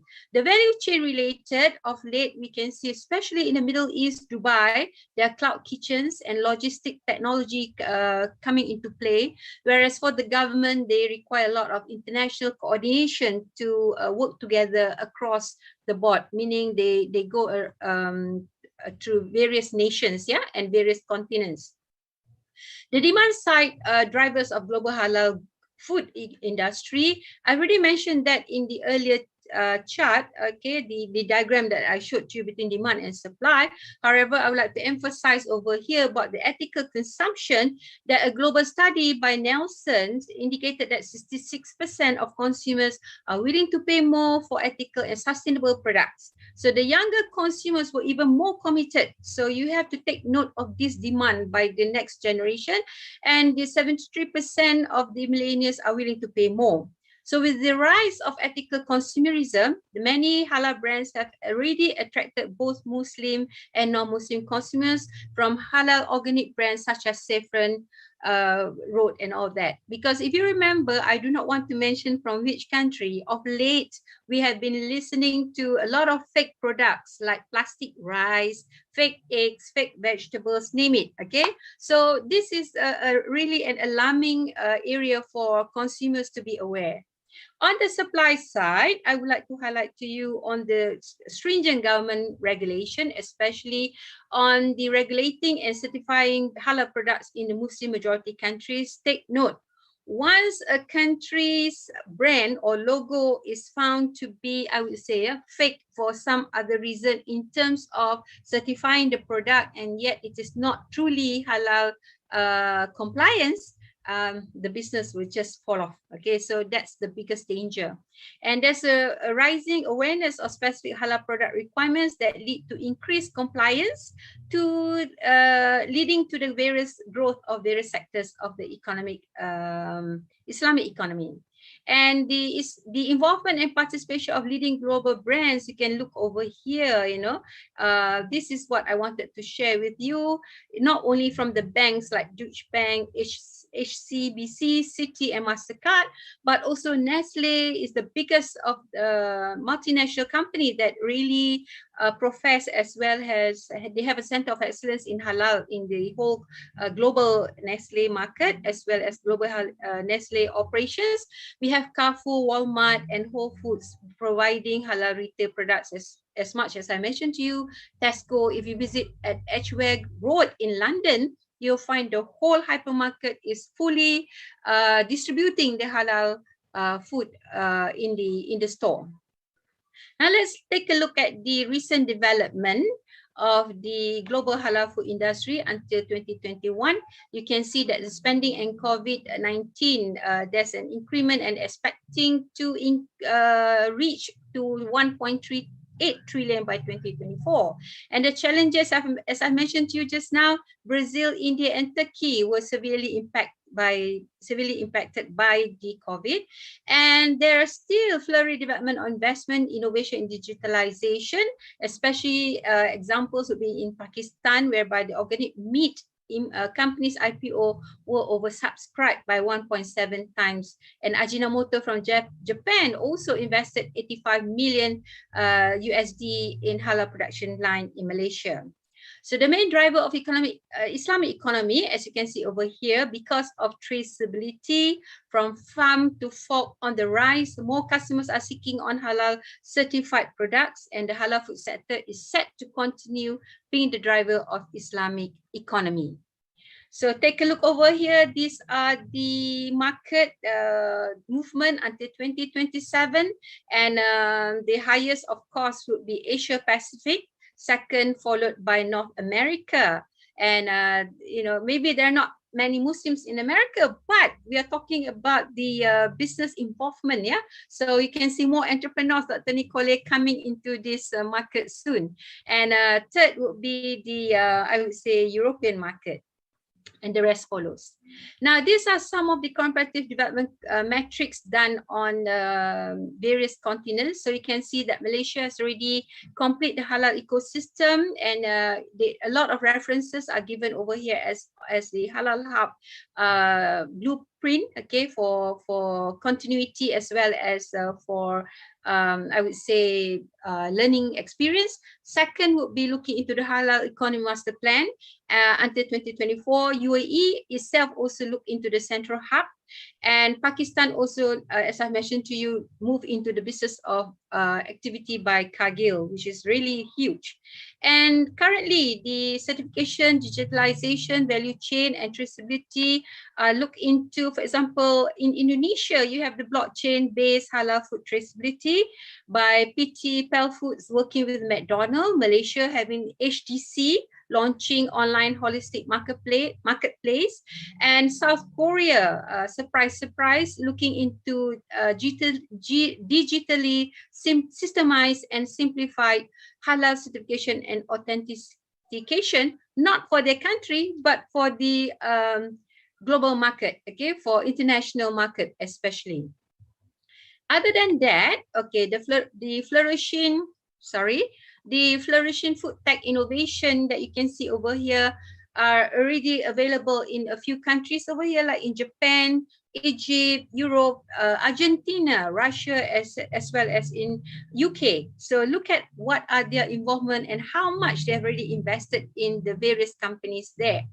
And for the corporate response, okay, you can see over here that, for example, in UK, you have MSS Food announcing its own range of Western cuisine, halal ready meals. Asia, Malaysia, and China looking into 100 million USD plant-based facility in China because it's cheaper to do there.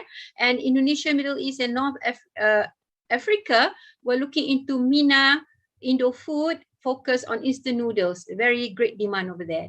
Europe and Italy, we have multi-vendors, and in Asia, Dubai, Turkey, and EU, you can see Hero playing a very big, business, okay, involvement in the grocery marketplace like InstaShop for 360 million USD.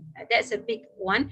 And for those who have been to Hajj and Umrah, Bin Daud itself in Saudi, they work with UAE Carrefour, reporting the e-commerce sales to have increased by 200%, and also 59%, especially during pandemic. So we will revisit that if we have time. So the signals of opportunities for global halal food industry would be looking into various areas here. Okay, these are my last few slides. But what I wanted to highlight would be acceleration of halal food digital transformation, because this is so important during COVID-19. There's no two-way about it, but to make it online. So it's easier for you to do the tracking and traceability. And the challenges would be the limited robust databases, which is really actually right now still being developed. And we are trying to also getting the SME industry to be involved during the tough situation, especially to take care in the national agenda. And the other one would be the rapid development of food and agri-tech and especially if we have more halal food scientists to come aboard to help the industry overall in various parts of the nation. As I mentioned, food insecurity is threatening, so there's a lot that we need to do over here so that we have more food safety in the future. And the challenges over here would be, I think I'm repeating that. The next one would be, my team did a SWOT and TOS analysis to gather all the data in order to come up with a conclusion. And what we found is that we can also have this contingency plan for future pandemic. And other than that, we should also have a working from home setup. And also we will look into manufacturing traceability and logistic automation in future, and restaurant having QSR, plus customers having higher expectation in terms of trust on based on the innovation and new regulation compliance. Okay. And finally, in terms of recommendation, yes, traceability and lean supply chain is important because it is transparent. Customers and the, I would say, producer have a closer contact, that you don't have many agents in between. Secondly, transforming into cloud kitchen and QSR, where customers can order direct without going into the, restaurants face-to-face. The government and halal food industry governing bodies will look into mandatory law on halal assurance system and penalty, and the other one would be global collaboration amongst the local SMEs, MNCs on the halal authorities to create a standardized halal logo labeling and packaging for easy reference. So the future research and I would say the way forward is to have industry players to embrace into technology fully, and we look into the end-to-end supply chain automation and integration to adopt and adapt the IT-based traceability. So the rest of it you can read. However, I would like to share with you just 3 slides on what is going on in the world. This is one example that is being adopted in Australia, whereby they use the halal food industry, working with the academics as well as the industry to come up with the system and platform for traceability. Secondly, on the beef with integrated traceability, so you can track down. So the meat cartel issue that was a big hoo-ha in the early 2021 can be solved by this problem, provided that all the international bodies and certification body agree to work together rather than in silo. And finally, in Dubai-based Cloud Kitchen, this is one technology that they have a smart kitchen revolution with so many involvement of Ketopians and also the brands that they offer to the market in 5 countries, actually, not only in UAE, but neighboring countries to for them to explore their business.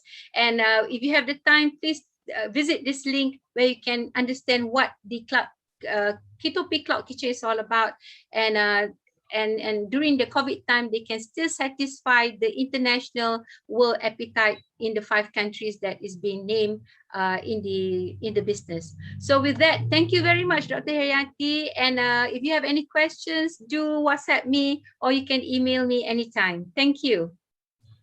Thank you. That's a very wonderful presentation from Dr. Farida Haja Hassan. I think e-halal is very useful information, useful innovation, especially for Muslim. And for those of you who want really eager to learn more, you can ask questions by writing it down on the link in the chat box, and we can discuss it in the Q&A sessions. And of course, we are eager to hear more about digitalization and opportunity in tough time from our third speakers, Dr. Hati Hasanah, SIMH. Now I will read a brief CV of her. Dr. Hati Hasanah, SIMH, is a doctor of business law who studies contract law and cyber law. Currently, she serves as the Dean of Faculty of Law, Universitas Komputer Indonesia. She is also a lawyer who is member of the Indonesian Advocate Associations or Perhimpunan Advokat Indonesia, PERADI. Her love on academic fields make her conducted a lot of research related to contract law, e-commerce, and cyber law. She has also appointed as an expert to prepare law and regulation for several times at the Ministry of Communications and Information, Republik Indonesia. Dr. Hati Hasanah, SIMH, is an editor, a reviewer in several national journals such as Rasnelius Journal, Faculty of Law, UNIKOM Bandung, and Asyariah Journal, UIN Bandung. In addition, she has several articles published in accredited national journals as well as international journals.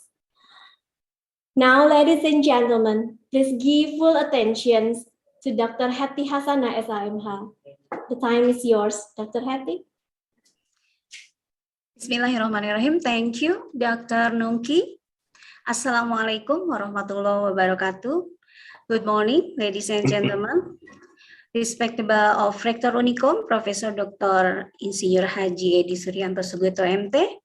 Respectable of Vice Rectors, the Deans, Lecturers of UNIKOM, Keynote Speaker, ICOBEST participant, and Conference Organizer. I am Hati Hasanah from Universitas Komputer Indonesia.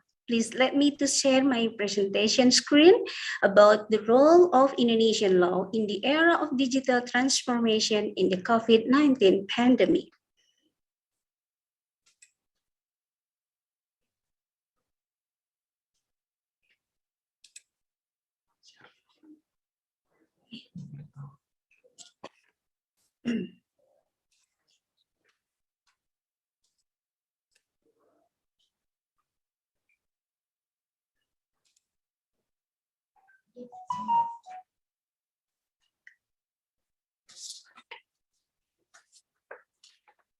The COVID-19 pandemic has hit almost all countries in the world, including Indonesia.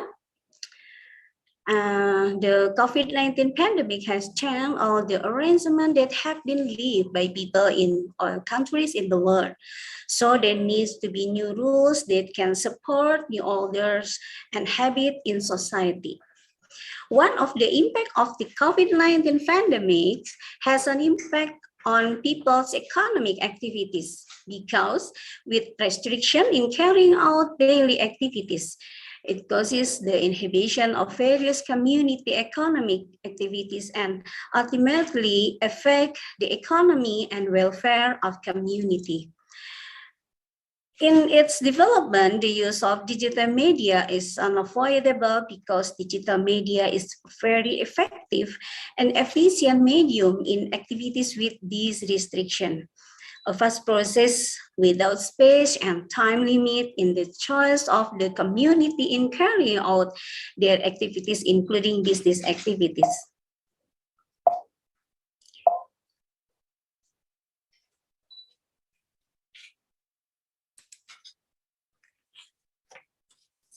Yes, this picture is a kind of unicorn as a digital medium that people use during a pandemic. That is Gojek, Traveloka, Bukalapak, OVO, Tokopedia, and Eats. The COVID-19 pandemic has driven the acceleration of digital transformation. Various professions and businesses are very responsive to this digital transformation. Digital transformation is the use of technology to transform analog processes into digital. Digital transformation refer more to the way technology is revolutionizing business with new area of technology such as machine learning, big data, and the internet for everything. Especially during this COVID-19 pandemic, where all activities are carried out virtually, so that the digital transformation can help optimize and accelerate workflow, so that they become more efficient in completing various processes, especially in the business world.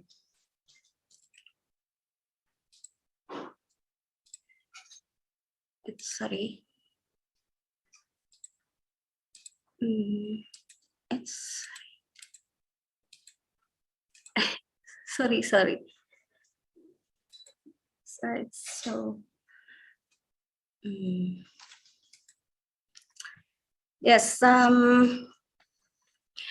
This picture is internet use number continue to show strong growth as well, with latest analysis revealing that billions people came online for the first time over the past years.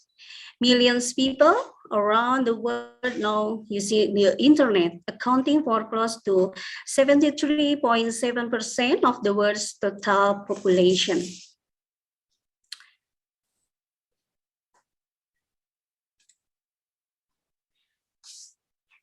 And this picture is overview of internet use that annual change in the number of internet users are 15.5%. Average daily time user 16 to 64 spend using the internet 8 hours and 52 minutes. Percentage of user accessing the internet via mobile device about 96.4%. And this picture is a digital ecosystem. It's about internet source, international internet, domestic internet. It's used for any device such as laptop, smartphone, smart home and city, cloud and data center, medical devices, utilities and infrastructure. And it's a telecommunication network. And this picture is development of information technology is very quickly. In every second, millions of people use the internet in various applications. including in business activities. The use of digital media that is not limited by space and time has become the main choice of society, especially business people, because it is considered more effective and efficient. Okay, next. The development of information technology is very quickly and the digital process is almost always faster than analog. For example, related to contract signing through an analog system, it takes time and relatively high cost for the contract signing process. But through digital signing, a business contract doesn't require a large amount of time, effort, and fun. Everything becomes easier, quickly finalized, so it is very effective and efficient. However, in practice, it is necessary to provide legal provision that regulate it so that all parties' rights are protected and avoid the impact of unlawful act that can harm the parties. Okay, this is code theory from Lauren Lessig. Lessig said that law has a special role in influencing the other three modalities, that is social norm, market, and architecture or software. The existence of regulation that are expressly and clearly related to the use and or recognition of code or architecture are evident democratic country whose legal regulations are stated explicitly in statutory regulation. So they are published and so that the public knows clearly and definitely. The role of law is one the important aspect in regulating the digital information process. However, the provision of positive law in Indonesia have not been able to accommodate all the legal issue of digital business, so there is often a legal vacuum. In Indonesia, the applicable legal provision governing public activities using digital media are number 1, Undang-Undang number 11 of 2008, which was later amended by Undang-Undang number 19 of 2016 concerning information and electronic transaction, Undang-Undang number 11 of 2020 concerning job creation, and known as name Omnibus Law. And then government regulation number 71 of 2019 concerning electronic system and transaction operation. However, even though there are several regulations that regulated digital transformation in Indonesia today, there are still things that have not been accommodated by this legal regulation. For example, in Undang-Undang number 11 of 2008 about information and electronic transaction, it's about evidence in the use of digital media is regulated in Articles 5 of the Undang-Undang ITE. Electronic information and electronic documents are recognized as evidence as recognized and regulated in procedural law in Indonesia.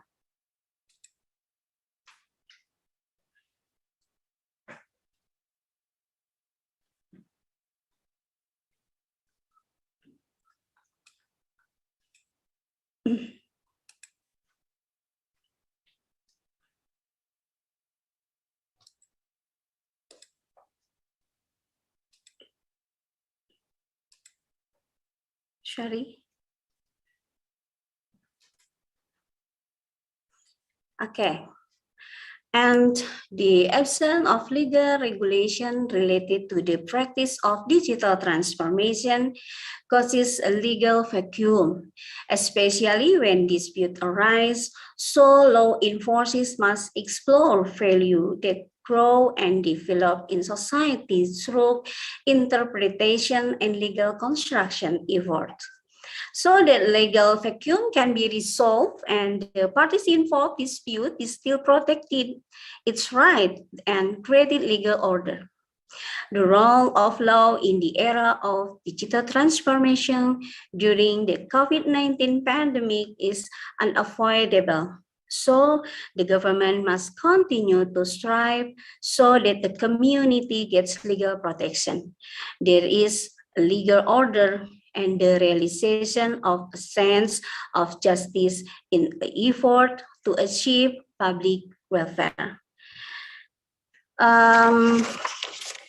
Ladies and gentlemen, that's my presentation. Thank you for your attention.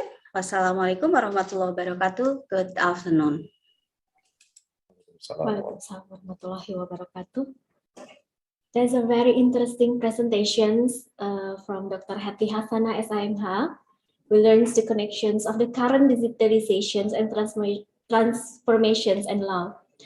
I remind you again to write your questions and your suggestions on the link that has been distributed by the committee. Now, ladies and gentlemen, let's move to our fourth speakers, Professor Dr. Jamalia Said.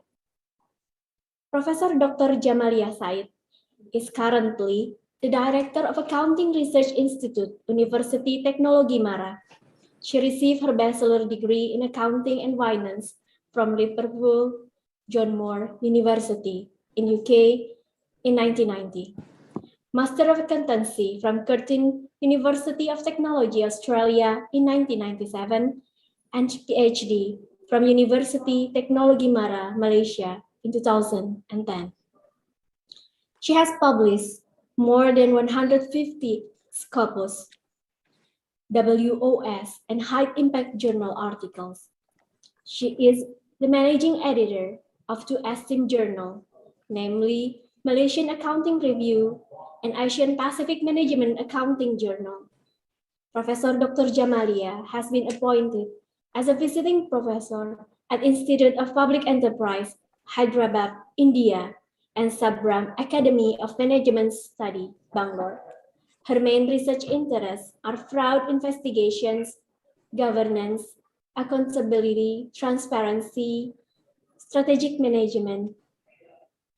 Recently, Professor Jamalia clinched the award, highly commended Paper Award 2019, and MAA Articles of Merit Award 2019. Professor Dr. Jamalia held the position as Regents Chair in 2021 in Asia Pacific Management Accounting Associations. She also served as internal auditor for Malaysia's research assessment for University Teknologi Mara. Ladies and gentlemen, please help me to welcome Professor Dr. Jamalia Said. Good morning, Professor. Good morning. Can you hear me? Yes, you have 30 minutes to deliver your presentation. Okay. First of all, thank you very much, Madam Chairperson, Dukil Haryati. And Bismillahirrahmanirrahim. Assalamualaikum warahmatullahi ta'ala wabarakatuh. Waalaikumsalam. Respected Vice Rector, Speaker, Presenter, and fellow colleague. Okay. First of all, good morning to everyone. And some of you I know is not in Indonesia, not in Malaysia, but it's in US. And of course, you are actually at night now. Good night, and have a good sleep, I suppose, after this. Okay, I'm indeed very honored to be part of this prestigious conference by the Universitas Komputer Indonesia with the conference theme digitalization and opportunities in the tough time. Okay, so allow me to share my slide.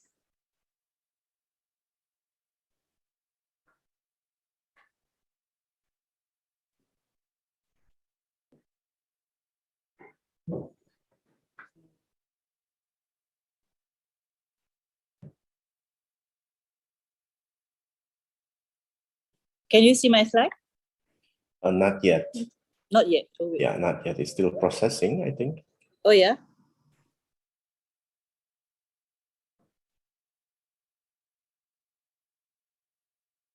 Oh, wait. It's not yet here. Yes, we haven't seen. Oh, yeah, wait. Just like share.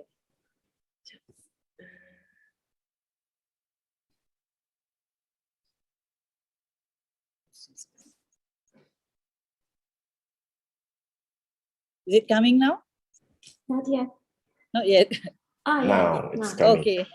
Yeah, yeah, it take time. So to show the slide. Okay. Now it's So clear. now you can see the slide, right? Clear. Okay. Okay. Okay.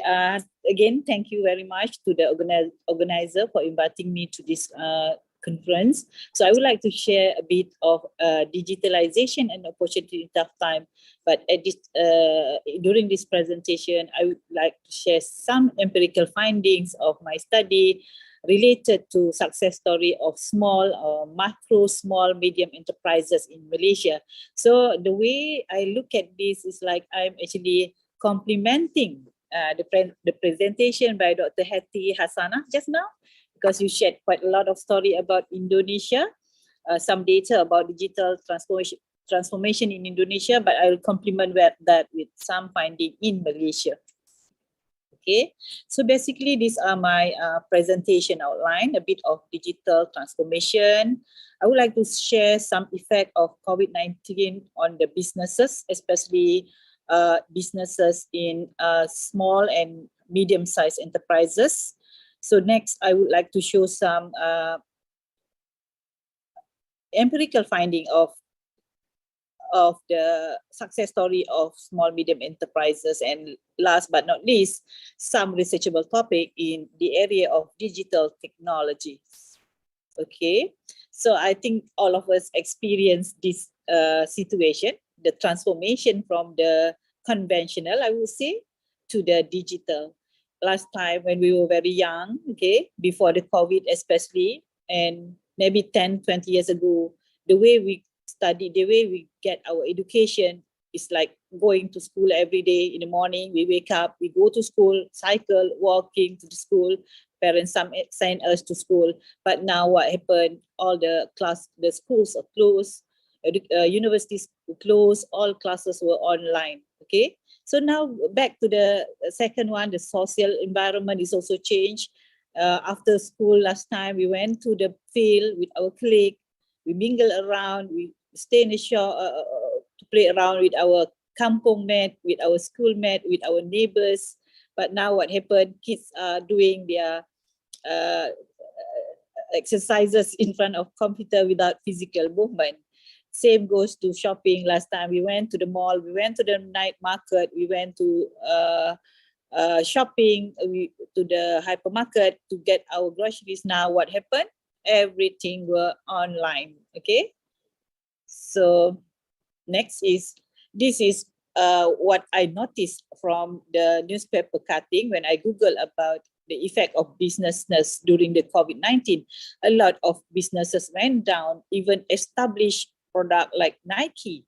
Nike has a total of $23 billion preparing for the second stage of layoff. This one is in 1920, it's March 2020 newspaper cutting. I collected all this data. Hermes also, Hermes is one of the branded product, also discontinued. This brand has been very established. Some product, some center or branches were closed down. The same goes to Rolex. They stop production. We know Rolex is the most expensive brand of watch. Zara, fashion industry.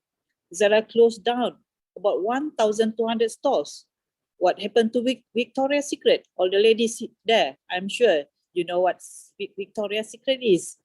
Also declared bankrupt. So the effect of COVID-19 to businesses is actually not only to the small, medium-sized enterprises, but also to an established company.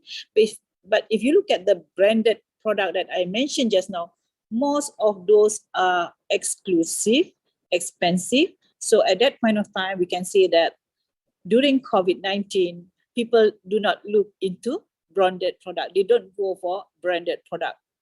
Okay. That one is at global level. Now I focus on Malaysia. What happened in Malaysia? I look at a Pew report dated August 2020. That time was like a peak of COVID-19 season where actually a lot of movement control order take place, more shop closed. So many branded shop, many branded businesses closed down. These are among the listed branded businesses closed down. So we are not surprised if big established businesses were affected badly during COVID. We are not surprised if this thing may happen to the small, medium enterprise who are very actually vulnerable to any change to the uncertainty of environment. Okay, next one. But having said that, I am very sure all of you agree that these companies, the one I mentioned, these are examples of companies that did extremely well. They fly high during COVID-19. Alibaba, Uber Eats, Facebook, Google, Huawei, Farm, Netflix, Amazon, Samsung, they did extremely well. Look at the annual report.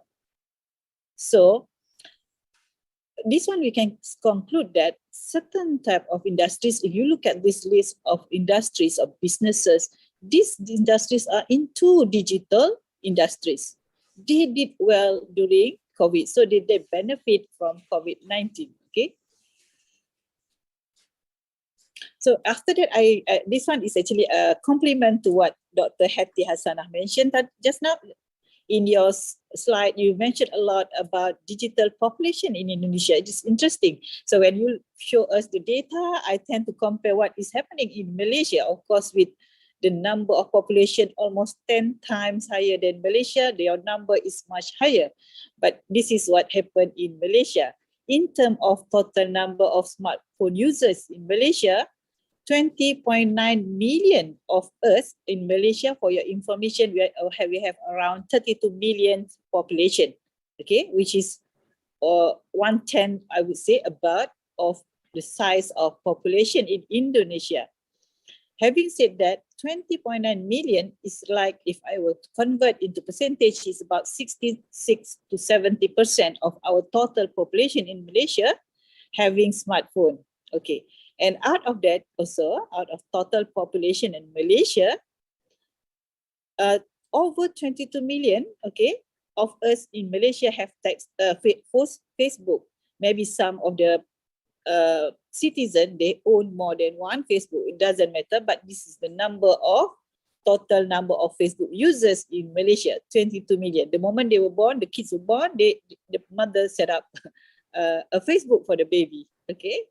In terms of total number of Twitter users in Malaysia is 7.2 million. Okay, of course, the number in terms of number is lower than what Dr. Hati Hasanah showed just now. But having said that, when we convert this into percentage of total population in Malaysia, the percentage is huge actually. So in terms of the average amount of time Malaysians spend on YouTube is about 1 hour and 40 minutes, 1 hour and 20 minutes, okay, per day. So in other words, it's 80 minutes per day. This is a huge, I would say this is a lot of time wasted on the YouTube, especially if the users are not actually spending looking at the YouTube for something that bring more knowledge or more knowledge to the readers, okay. That in terms of Malaysian internet penetration rate is 86%. Okay, now we compare with Indonesia, and also Malaysian online banking penetration rate is at 85%. And when come to broadband penetration rate is 118%. It's higher. It is more than 100%. So we are like surprised with this data actually, and it is estimated that mobile payment transaction value by 2020 worth 1.03 billion. So here actually we want to show what is the how significant is the effect of digital technology to the population of Malaysia. And also, I can conclude it's the same situation happening in Indonesia based on the data presented by our previous speaker, Dr. Hetty Hassana. Okay, so I can skip this one because Dr. Hassana already presented the data on Indonesia. In fact, your data is much more detailed. My mission is just to share, to compare, and we conclude that it's the same thing. In Malaysia, be it in Malaysia, be it in Indonesia, the impact of digital technology is so huge to the citizen of both countries. And I truly believe it happened in any other countries in the globe. Okay.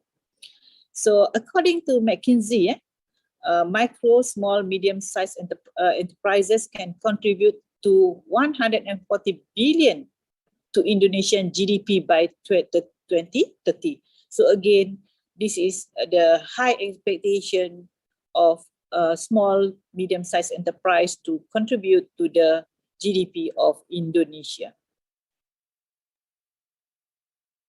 Okay.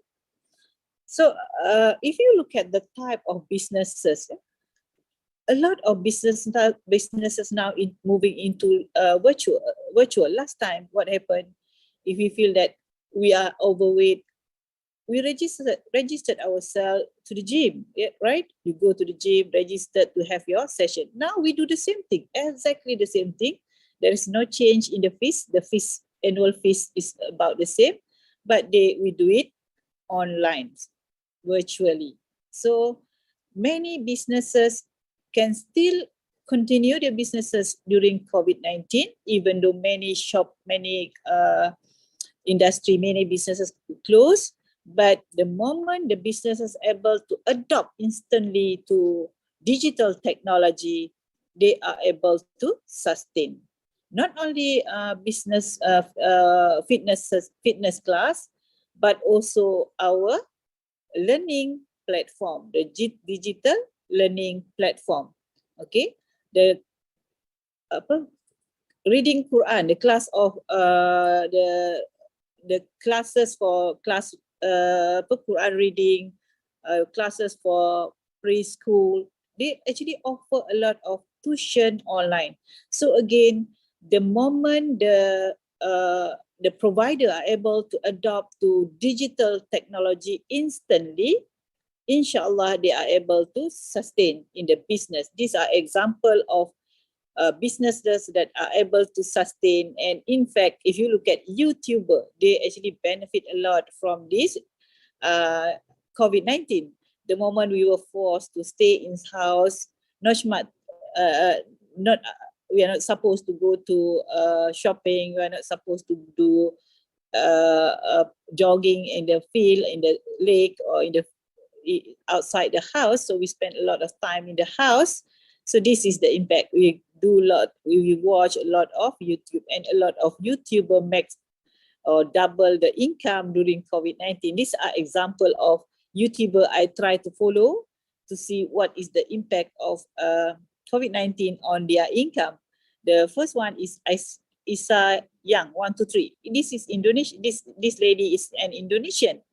She used to work in Taiwan, but during COVID, the person that she took care, an old lady in Taiwan, she took care of the lady, but the lady passed away somewhere in early this year or late last year. So she showed her work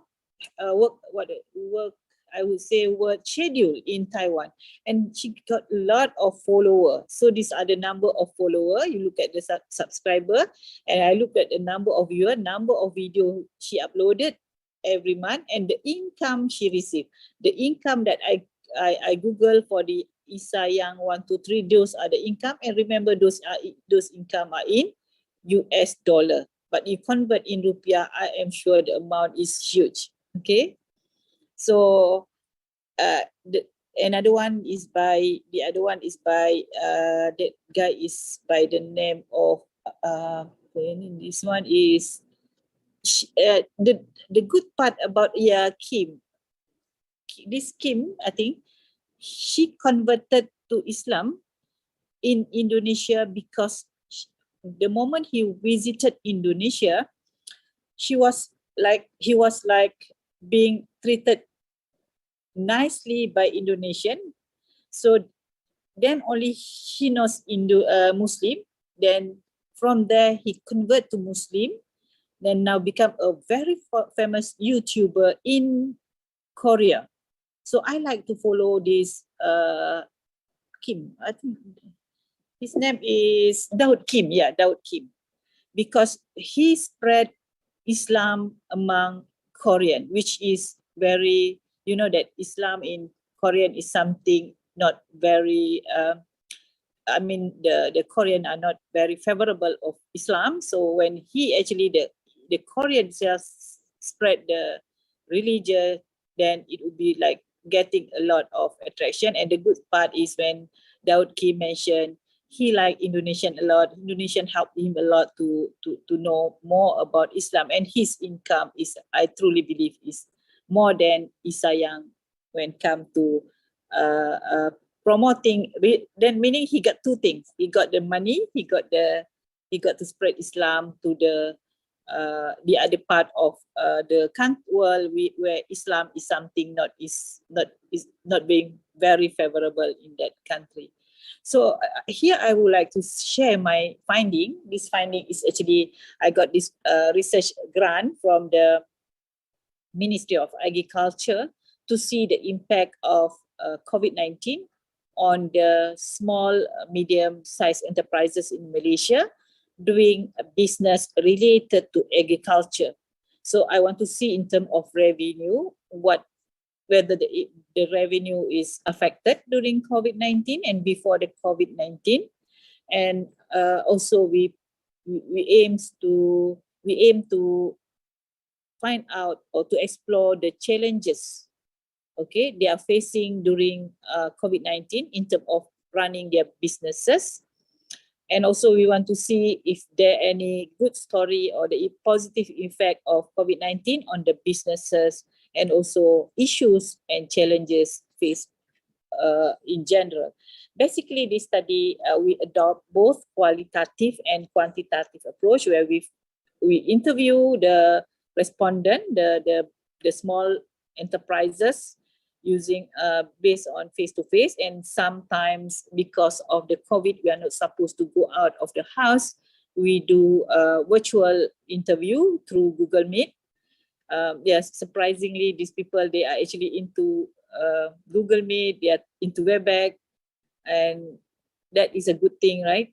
Then of course, we distribute questionnaires to get the more audience to give input on the research.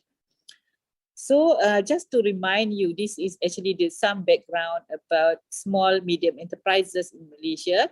In Indonesia, I think they call it MSME, medium, macro, small, medium enterprises. In Malaysia, we commonly say SME, small, medium enterprises. But I think when I compare the definition, it is about the same thing. Why do I focus on small, medium enterprises? Because if you look at the percentage in Malaysia, in Malaysia, 98.5% of business establishment in Malaysia actually can be classified as MSME. In Indonesia, even more. This data I collected in 2017. They say all 99.9% business establishment in Indonesia can be categorized as medium, small enterprises. Okay, when it comes to the contribution, in Indonesia, they argue that it was in 2017, small, medium enterprises contribute to 60%, okay, or 13.6 trillion to the Indonesian domestic income. But in Malaysia, okay, the blue one in Malaysia, the green one in Malaysia, Malaysia is about a small, medium enterprise contribute about 38.9% of Malaysian GDP. And in terms of export, 17.9% of share actually from SMEs. When it comes to employment or job opportunity, small, medium, and enterprise actually contribute 48.4% of the job opportunities of Malaysian. So this is actually to indicate we have to take care of our small, medium enterprise because their contribution cannot be denied. It's huge. Okay, these are the structure of business, small, medium enterprise in Indonesia. The definition, how do you consider whether it is the business is in the big category or medium or small or macro. And in this definition is the definition of small, medium enterprise in Malaysia. Normally in Malaysia, we classified it as macro, small, medium, depending on the sales and also the number of employees. Okay. So in my study, actually, I would like to congratulate my research members also, and also thank you to them who are able to collect data. 300 actually questionnaires we are able to get back, and on top of that, we managed to interview about 40 small business enterprises. From this, actually, at least 80% of the respondents reported their income from business dropped at least 25%. Okay, the amount of money they receive from the business dropped by at least 25%. Some of them even more than 50%, and others maybe they totally close down the business because to start the business or to continue with the business, definitely they have to inject capital. They have to spend money to buy the ingredient, for example.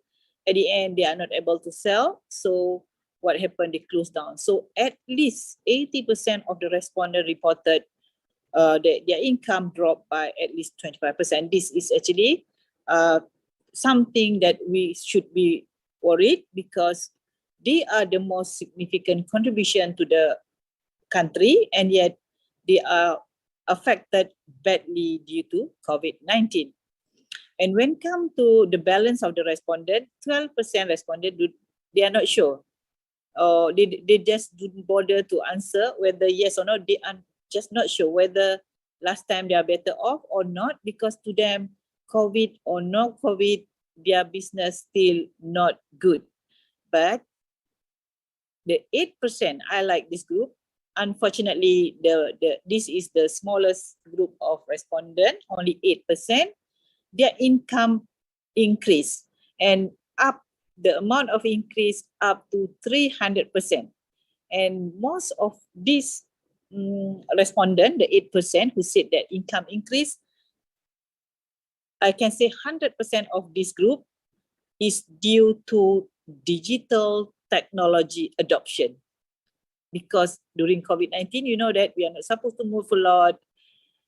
Everything is restricted. Failure to adopt to digital technology will affect the business, but this 8% able to not only to maintain the business, but able to double up the income due to digital technology. I'm able to meet these people, and I'll share some story about these people. So basically, this is when I asked them on the effect of COVID-19 on their income, on the transportation problem, on the price getting supplied. I would say whatever we ask, everyone of the respondent, all the 300 agree that COVID really attests to them. So I move on to the case study where we interviewed the small, medium enterprises. This is one of the success story that I would like to share first.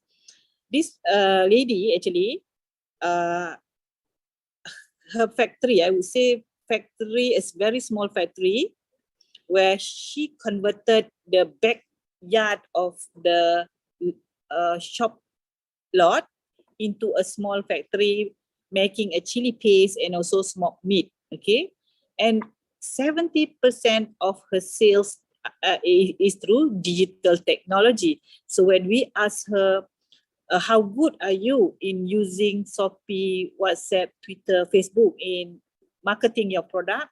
She said, at this earlier stage, the group, actually not only this lady, but with her employees, they were struggling to know or to learn how to market the product to Shopee. But the good part, this lady is about the age-wise, between 30 to 50, because most of the employees are very early age, maybe 28, 29. So they are actually fast learner when it comes to technology. And this lady is in support of the technology. Then they are able to capture bigger market through the use of technology.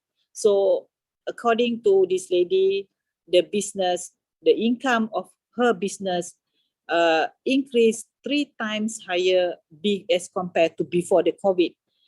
Basically, what she said is interesting. When people were forced to stay home, we were forced to stay home, watch the TV a lot, so we eat a lot. So the demand of this product suddenly increased during COVID-19. So this actually the one in red scarf is me. I myself went to the lady and we checked the factory and how to promote further this product. Okay, this is also the second success story, I would say. This Krepe Samirin is old lady. I don't think she knows anything about digital technology. You ask her what is WhatsApp. She doesn't know what is WhatsApp even. She used the old phone, the non-smartphone. Okay, the old kind of phone is a very traditional, very kind lady. We purchased some crepe, but she gave more than what we purchased. And her husband said to say that her husband passed away 3 weeks or like that before we arrived because of COVID. So the good part about this lady, her daughter is actually graduate from our University Technology Mara, from doing business and into technology. So the daughter actually make the product or market the product online. So most of her sales is through Shopee, and I think the business is big. When I look at the factory behind, actually the factory is just next to her house. She's staying like in a big land, like 1 acre. One part of it actually is her house. The areas, the balance of the space behind her house is converted into a small factory. This one is the factory, and she managed to get income 3 times higher, about 3 times higher, between 2 to 3 times higher, according to this lady. And of course, she said during COVID, people eat a lot, I suppose, again, because we stay at home a lot. This is another good story, Sambal Pechal. This one, her name is Akila. She is very young, less than 30 years old, graduated from top university in Australia, NSE, New South Wales University in Sydney. Okay. She actually embarked herself into sambal pecel. I think I always ate this sambal pecel in Indonesia. I think you know this better, where you just put water on it and you can start eat it with the pecel lah macam itu ya. Then this Akila also claimed that her income is higher during COVID, and her area of, her market she can market her product up to Australia, Singapore, Indonesia, and Brunei.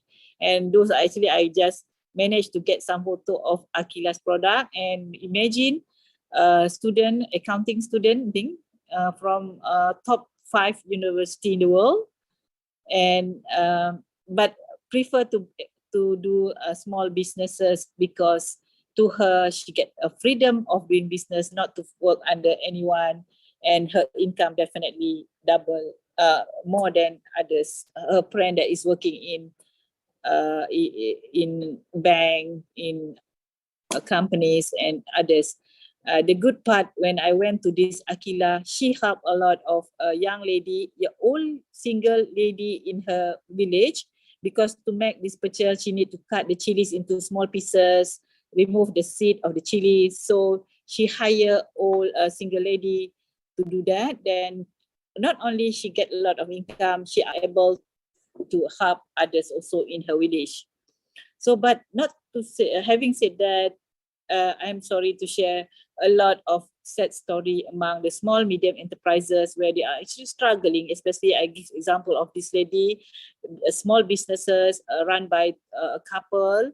Or before COVID, the sales was good. They are selling cow skin business. I do not know how to say it in Indonesia, but I know when I went Indonesia, I like to eat this. Dia panggil sambal tahun in Sabak Bernam, they call it sambal tahun. During COVID, there is no business at all. They have no kids to help. They have there is no one to help them into promoting their product online. So again, I can conclude here, if you are not able to adapt your business instantly to technology, definitely you are going to have difficulties. So this is another struggle. This one is panggil apa, single lady, single lady doing a business in PD. During COVID, no one actually knows or put initiative to embark into technology promotion product. So what happened? They have to close down during COVID. But when I visited them last October, recently, last month, 3-4 months ago, they are about to start the business again, because in Malaysia we are now in phase 4, meaning we are able to move around. They are going to start the business. And the same goes to these small businesses, agriculture product, where they involve vegetables and fruit, where they perish very fast and they are not able to sell online. A lot of businesses having a lot of problem, and they have a lot of financial difficulties. So again, I just share a bit of what Dr. Hati Hasanah shared just now. There's business success story in Indonesia. In your country, a lot of digital business technology have been very successful, right? So I don't have to mention Gojek. Dr. Hati already mentioned it, and how good the business is. No, we have to thank to technologies. Because of technology, user have it.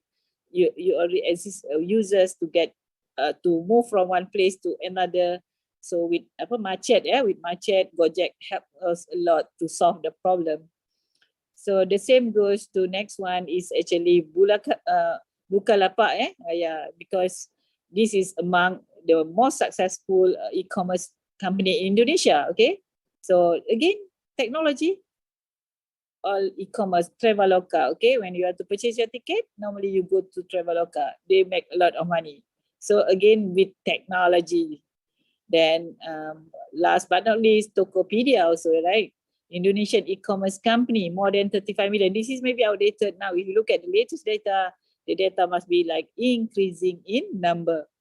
So when I look at this, I look at the country by population. So Indonesia is at advantage in the sense that you are the third largest countries by population. So even 1% respond to your digital business, you have big or huge market already. So if everyone in Indonesia can support each other, I am sure the business is going to be good. But definitely with the in terms of geographical area that is huge, then technology can connect you all, right?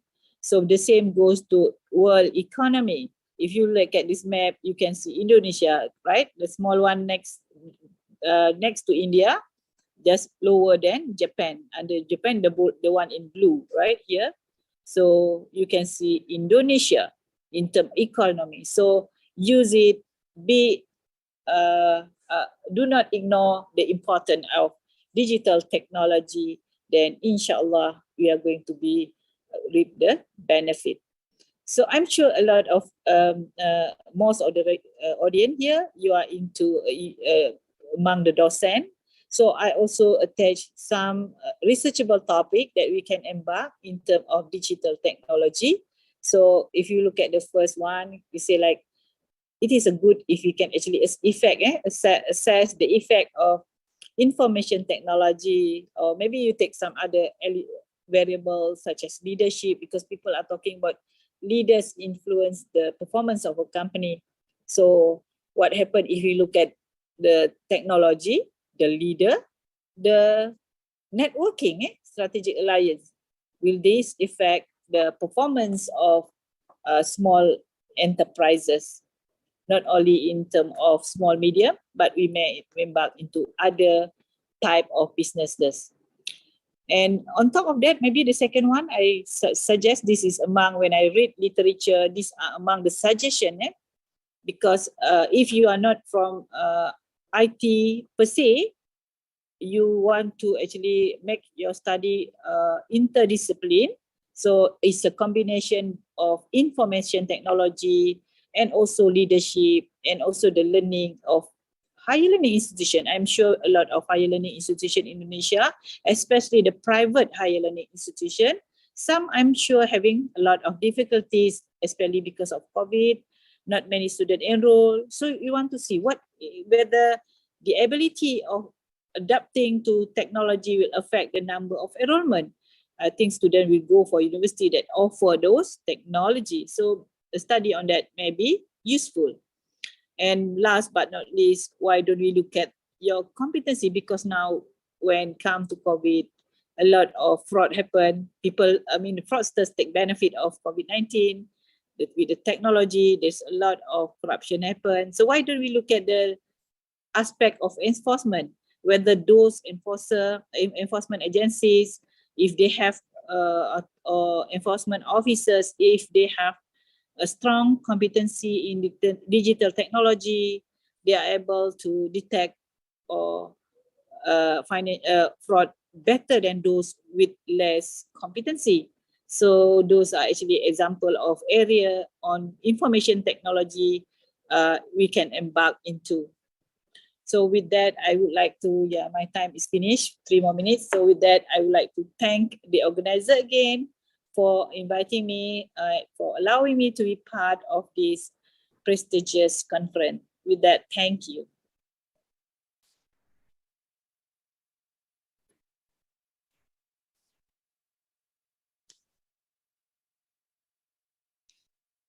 That's a very engaging presentations about the empirical finding on digital transformations in Malaysia. And we learned a lot, not only a sad story, but also success story from it. Thank you, Professor Dr. Jamaria Said. All right, ladies and gentlemen, the last but not least, let's give full attention to our fifth speaker, Professor Khaled Hussein. He is the research lead of Accounting and Financial Management at Faculty of Business and Law, University Portsmouth. She has over 2.5 decades of teaching and research experience at both undergraduate and postgraduate levels. She has growing research reputations in the field of accounting and finance. She has been featured in the list of world ranking of top 2% researchers in the 2021 database created by experts at Stanford University, USA. She has published more than 150 articles in peer-reviewed journals and has written a number of book chapters and edited books on corporate governance in emerging economies. He also won the Best Paper Award from the British Accounting Review in 2007 and the journal Risk Finance in 2012. She has supervised more than 60 PhD scholars and has examined more than 120 PhD theses. She has received many research grants, writing a lot of journal articles in top of ranked journal, become editor, co-editor, and associate editor in many journals. Ladies and gentlemen, without further ado, let's hear a wonderful presentation from Dr. Khaled Husseini. Assalamu alaikum wa rahmatullahi wa barakatuh. First of all, I would like to thank you very much for inviting me to be a keynote speaker at the conference, the International Conference on Business, Economics, Social Science, and Humanity. I will share my screen first, then I will start talking about one of the most important research issues nowadays, which is about audit committee characteristics and forward-looking disclosure. This is one of our research projects from a PhD thesis by Hidayah Lawati, and the second supervisor is Rosa Sagitov. In this PhD, we try to link one of the most important research issue, which is about audit committee and how audit committee members are busy and to what extent such busyness is affecting forward-looking disclosure. So in this project, we start looking at different angles in our research. So we try to find out research disclosure quality and disclosure quantity, and we test to see if audit committee matters for Omani financial institutions, and this paper was published in Review of Quantitative Finance and Accounting. In another paper, we try to look at the concept of overlapping audit committee, where the audit committee member is working in two different committees within the business. We try to test to see if such overlap affect forward-looking disclosure. So today we are talking about different types of audit committee overlapping and how does this affect the quality and quantity of forward-looking disclosure. So I will start by discussing research background, then the research motivation. After that, I will discuss the aim and objective of the paper, the research questions we try to answer. I will briefly survey the literature and then identify the research gap. I will highlight the research contributions. I will discuss the research hypothesis, the research method, and our key findings, and then the conclusion. Before starting the background, I will mention to the main concepts we are using in the paper, which about overlap. So board overlap or audit committee overlap, it overlap where a person serves on multiple directorship on the same board, like a person who is sitting in risk committee as well as audit committee or risk committee and remuneration committee. So if the person is sitting on different committees within the business, this refers to our definition of board overlaps. For the board interlock, this if a person is working within an organization and at the same time is affiliated with another organization outside the business.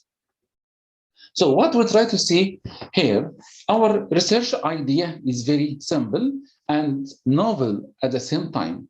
Our research idea, if audit committee members and audit committee chair are busy, to what extent such case affect the quality and the quantity of financial disclosure. So we looked at busy directors on audit committee, busy audit chair committee, who are sitting on multiple committees on the same board, and then we link this with the quality and the quantity of our measure of narrative disclosure or voluntary disclosure. So let's start telling the story why we focus on the audit committee, because audit committee members play a major role in the financial reporting process. And such role has received massive attention from the regulators in the recent year because of the high-profile scandals which happen internationally. The main role of the audit committee member is to oversee the financial reporting and disclosure quality. When we look at the literature, we found that many literature provide evidence that audit committee characteristics like audit committee size, audit committee female members, audit committee with multiple directorship, affect the quality and the quantity of forward-looking disclosure. And this motivates us to rethink about audit committee characteristics and forward-looking disclosure. Also, we found a number of literature shows that because of the financial crisis, much attention has been given to corporate governance in general, and we found research after the financial crisis start focusing on the audit committee members, specifically to what extent these members are busy. So the literature focus on the audit committee busyness or the overlapped audit committee directorship, and how does this affect the financial reporting quality. So the literature found that, yes, there is an impact of audit committee directorships when these are overlapped on earnings management and audit fees. But what we observed from the literature, there is no direct study which looked at the impact of overlapped audit committee directorships on corporate disclosure practice. Most of the literature focus on earnings management or audit fees as a proxy for financial reporting quality. We only find one of our paper when we examined this issue for a small sample of banks in Oman, we found, yes, there is evidence that if audit committee members are overlapped, this will affect positively the quantity of forward-looking disclosure. So in our research, we focus on audit committee overlapping directorships in Oman for a number of reasons. The first reason, based on the literature and based on the professional debate and publication, we found that Oman is a unique and rich context for our research.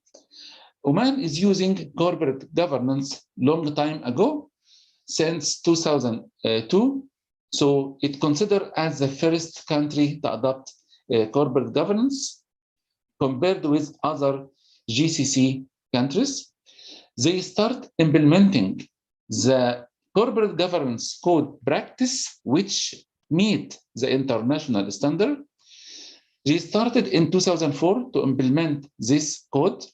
In 2016, in July, they have highlighted the importance of audit committee overlapping. What they do, they prevent audit committee chair to be overlapped. So it is not allowed for audit committee chair to engage with any other committee within the organization. So audit committee chair overlapped is not allowed. On the other hand, they open the room for audit committee members to be overlapped across different committees. It was very interesting why audit committee chair is not allowed to be overlapped while other audit committee members are allowed. So this raised like a concern or a question in our mind as a researcher, and we'll try to see more why should we be keen to study this issue. So they revised the corporate governance code with the aim that the quality of financial reporting will be increased, and the code was aiming to protect investors, board members, management, and other stakeholders. This was the intention in 2016. However, what we noted recently, we noted that there is many scandals on Oman. Many firms have different types of scandals. So this might indicate that the quality of corporate governance system there is not of high quality. Specifically, the literature shows that many of these scandals happen due to ineffectiveness corporate governance system and also because of the low quality of corporate governance. In Oman, they try to make some efforts to improve the quality of the board of the director and their roles, and also the quality of financial reporting. So regulators and professional bodies try their best to arrange some conferences to give the practitioners the chance to discuss how can we improve the quality of the board of directors and risk disclosure and corporate disclosure. So I believe that this paper will add value to the regulators and the professional bodies in Oman to reconsider their decision about preventing audit committee from being overlapped. We focus on forward-looking disclosure in the annual report for many reasons. First of all, because Oman Vision 2040 highlights the importance of forward-looking disclosure, and also we found that most of the Omani companies disclose information about the future and how such information is related to the Vision 2040. Also, we noted that the Omani Corporate Governance Code gave importance to disclosure by companies, and such disclosure should be important and enable stakeholders in making right decision. And the literature shows that one of the key information which is useful for making decision is the forward-looking disclosure. Also, in the Omani Corporate Governance Code, they highlight the importance of including forward-looking disclosure in the annual report. So companies need to provide some brief description of the firm corporate outlook related to the condition of the industry, the economy, the international market, so investors can make a rational decision based on such information. Finally, we focus on the financial institutions because Omani financial institutions maintain a steady growth and providing credit to other industries in the country. Also, financial institutions, like many other countries, are more regulated compared with non-financial sector. So, based on that, we have set specific research objectives. The first research objective to examine the impact of overlapped audit committee directorships on forward-looking disclosure.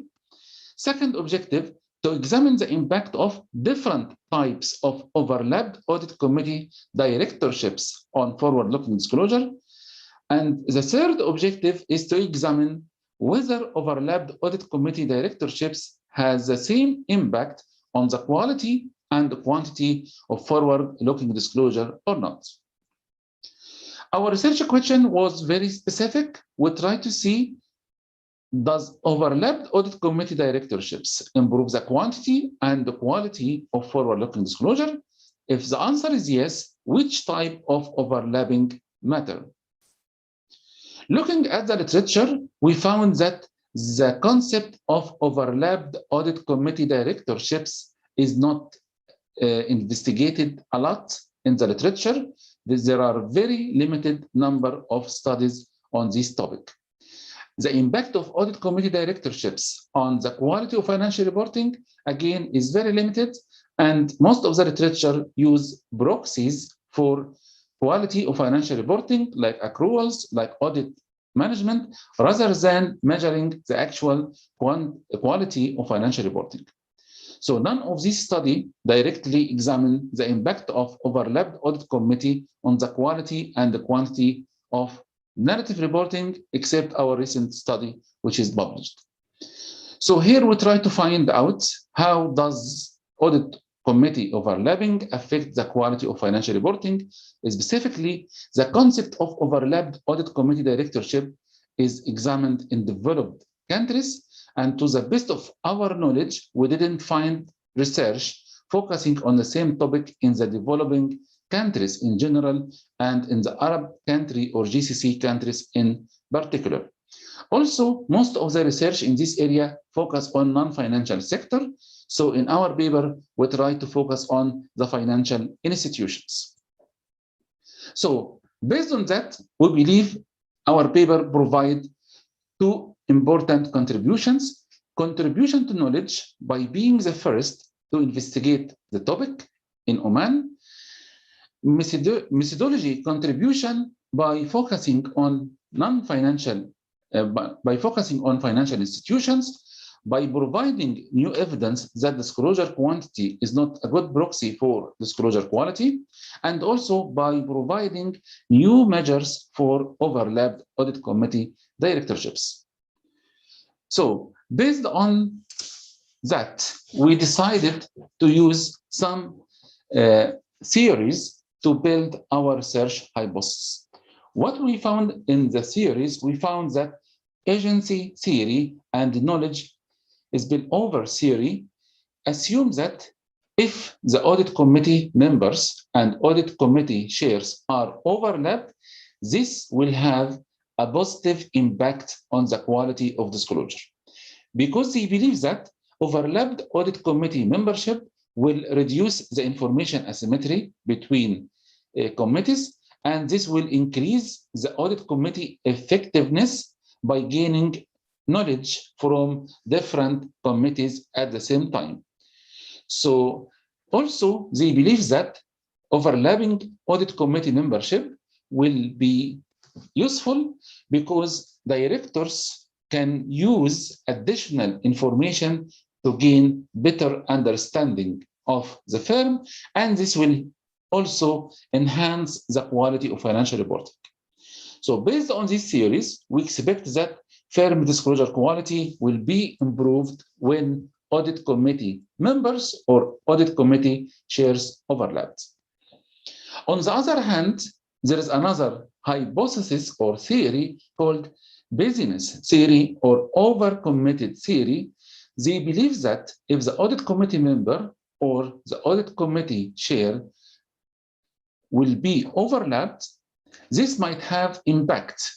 And we believe that this will impact the quantity of the information because they believe that when someone is busy with different committee, he or she will be overloaded by many tasks, and this will affect his ability to do these tasks effectively. Based on that, we believe that when they are busy, they might focus only on quality of the information and focus less on the quantity of the information. So to summarize, based on agency and knowledge spillover theory, we believe that audit committee overlapping will increase the quality of disclosure. Based on busyness hypothesis, we believe that when they are busy, they will not focus on the quantity of the information, so the quantity of the information will be reduced. Our research hypothesis is, the main research hypothesis here is that there is an impact of overlapped audit committee memberships on the quality and the quantity of forward-looking disclosure. In order to test this research hypothesis, we have some different research hypotheses or sub-hypotheses. Each hypothesis here reflects a type of overlap. So each one is talking about overall overlapping audit committee membership and how does this affect disclosure quality and the quantity. Each two discuss how or what is the impact of audit committee chair overlap with other committee on quality and the quantity. H3 is discussing the case of overlapped audit committee directors with accounting and financial skills. H4 discuss the issue when audit committee member overlapped with compensation committee. H5 discuss when audit committee overlapped with risk committee. H6 is related to a very busy audit committee member. He's overlapped internally and also he has some directorships externally. How does this affect quality and the quantity? And finally, number 7, here it's an overlapped audit committee who has share inside the business. So generally speaking, we believe that overlapping in general will affect the quality of the information positively and affect the quantity of the information negatively. So we focus on all financial institutions in Oman, 36 organizations. We focus on the period 2016-2018, so we choose 2 years before and 2 years after the revised code. We hand collect all the data, and we also use Bloomberg to collect some of the data which are missing or we can't get access from the annual report. We also use the content analysis approach to measure the level of disclosure, and we use some regression analysis to test our research hypothesis. So this our sample contains banking sector, insurance, financial service, investment, real estate. We measure forward-looking disclosure. First of all, it's information about the future in the annual report. So we try to find out the information by looking at the annual report. We looked at the chairman's statement. We read the annual report. We try to find out if the sentence contains any information about the future. If yes, we count and consider this sentence as forward-looking information. So we focus on the chairman's statement because the literature found that most of the information about the future contains in the chairman's statement. We use manual content analysis by reading the annual report, and we count the number of sentences related to the future, and this was our measure for the quantity of forward-looking disclosure. So the quantity measure is the number of forward-looking disclosure. For the quality, we try to read the sentence to identify the financial orientation, whether the sentence is financial or non-financial, the tone of the information, whether the sentence contains good news or bad news, the time orientation, whether the sentence discusses something related to the past or the future, the quantitative orientation, whether the statement contains qualitative or quantitative information.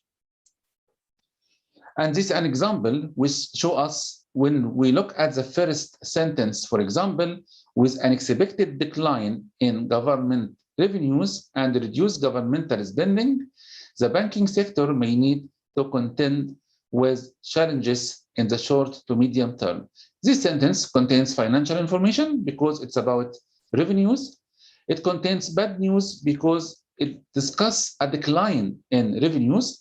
It is qualitative because there is no numbers at all in the sentence, and it's considered as a short to medium term as mentioned at the end of the sentence. And so we look at each sentence, we try to find out the characteristics of the sentence rather than counting only the number of the sentence. So in terms of the quantity, just we count 3 sentences as 3. In terms of quality, we try to find out the characteristics of each of these sentences. To validate our disclosure measure, we do reliability test by reproducing the score several times to see if the score will be the same or different. We are 3 researchers, so we try to find out if we do the task independently, to what extent our scores are consistent. And finally, we use Cronbach Alpha, and we found that the score of Cronbach Alpha is 92%, which indicates that our score is reliable. We use regression models, as you can see, one model for disclosure quality and one for disclosure quantity. B1 to B7 is our independent variables, different types of audit committee overlapped. We use a number of control and year dummies and industry dummies. This is a variable definition. The quantity of disclosure is a number of sentences about the future in the annual report. For the quality, we have the sum of 4 scores of the quality dimensions divided by 4. And the quality dimension is non-financial orientation, tone orientation, time orientation, and the qualitative orientation, calculated by the percentage of each dimension information in the chairman statement. These are our independent variable. The first variable for H1, just we count the proportion of the audit committee members overlapped. The second variable is a board with an audit committee chair who is overlapping on different committee. 1, yes, 0, otherwise. The third one, audit committee overlapped with compensation and remuneration committee. Fourth one, the proportion of audit committee overlapped with risk committee. Then fifth one, the proportion of audit committee member who had also an external directorships. Number 6, overlapped fin AC is the proportion of audit committee members who has financial or accounting expertise. Finally, OB chair audit committee is the percentage of audit committee with company shares. We control for different variables like board characteristics, audit committee characteristics, firm characteristics, accounting standards used, ownership concentration, company specific variables. What we found that from our descriptive analysis, many firms provide a good balance between financial and non-financial information. They are biased to disclose good news information compared with bad news information. Most of the sentence contains long-term prediction rather than short-term prediction, and most of the statements in the Omani annual report contains qualitative statement rather than quantitative statement. Also, we found that in 2016, when the code happened, when the revised code prevent audit committee chair from being overlapped, the number of overlapped audit committee chair decreased significantly after 2006 to 1. So it was 15 in 2014, 14 in 2015, 5 2006, 1 in 2007, 1 in 2008. It should be 0, but we found still companies allow audit committee chair to be overlapped. Okay, let's move to the main result because of the time. What did we find? We found that audit committee have a positive impact on the quality of forward-looking disclosure and a negative impact on the quantity of forward-looking disclosure. This case, when we look at the overall audit committee overlapping, also when we look at the overlapped audit committee chair. For overlapped audit committee with compensation committee, we don't find any impact on the quality and the quantity of the information. With overlapped audit committee with risk committee, we find only a positive impact on the quality of forward-looking disclosure. When the audit committee is very busy with other commitment inside the business and outside the business, we found the impact is positive for quality and the quantity. When the audit committee member overlapped has financial or accounting expertise, we found a positive impact on the quality and the quantity of the information. When the audit committee overlapped and also has shares in the company, we found a positive impact on the quality of the information. So we do different additional analysis to find out the extent to which our results are similar. So we found that using different additional analysis or different techniques to deal with the endogeneity, we still found exactly the same result. This will lead us to conclude that our paper provides a new evidence that overlapped audit committee chair affect the quality and the quantity of the information.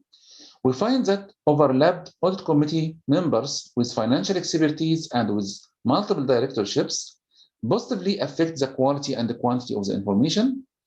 We don't find any relationship between the quality and the quantity of disclosure, and this suggests that we shouldn't use disclosure quantity as a proxy for disclosure quality. I think our main conclusion here is that the regulators should reconsider their decision to prevent audit committee chair to be overlapped, because we found that when the audit committee chair overlapped between different committees, this improve the quality of financial reporting. Therefore, the regulators should rethink about this part in the corporate governance code, and they might need to modify or revise the code based on the result. Thank you very much for listening to me. Of course, if you have any questions, please feel free to send me email. My email address is khalid.husseini@port.ac.uk. Thank you very much again for inviting me, and I'm looking forward to receive any comments or any emails on our paper or any questions, and I will be happy to answer all of your questions. Thank you very much. Thank you, Professor Khalid Husseini, for such insightful presentations. Ladies and gentlemen, we have heard 5 amazing presentations from 5 outstanding scholars. Now, I invite you to ask questions or share suggestions in this Q&A sessions. Here we already have 11 questions from the audience. And here are the first questions from Dr. Raini Dwi Santi, SA, for all of the respectable speakers. How digital transformation affect the economy during COVID-19 pandemic in your country? Maybe we can start from Dr. Nicholas Megitz.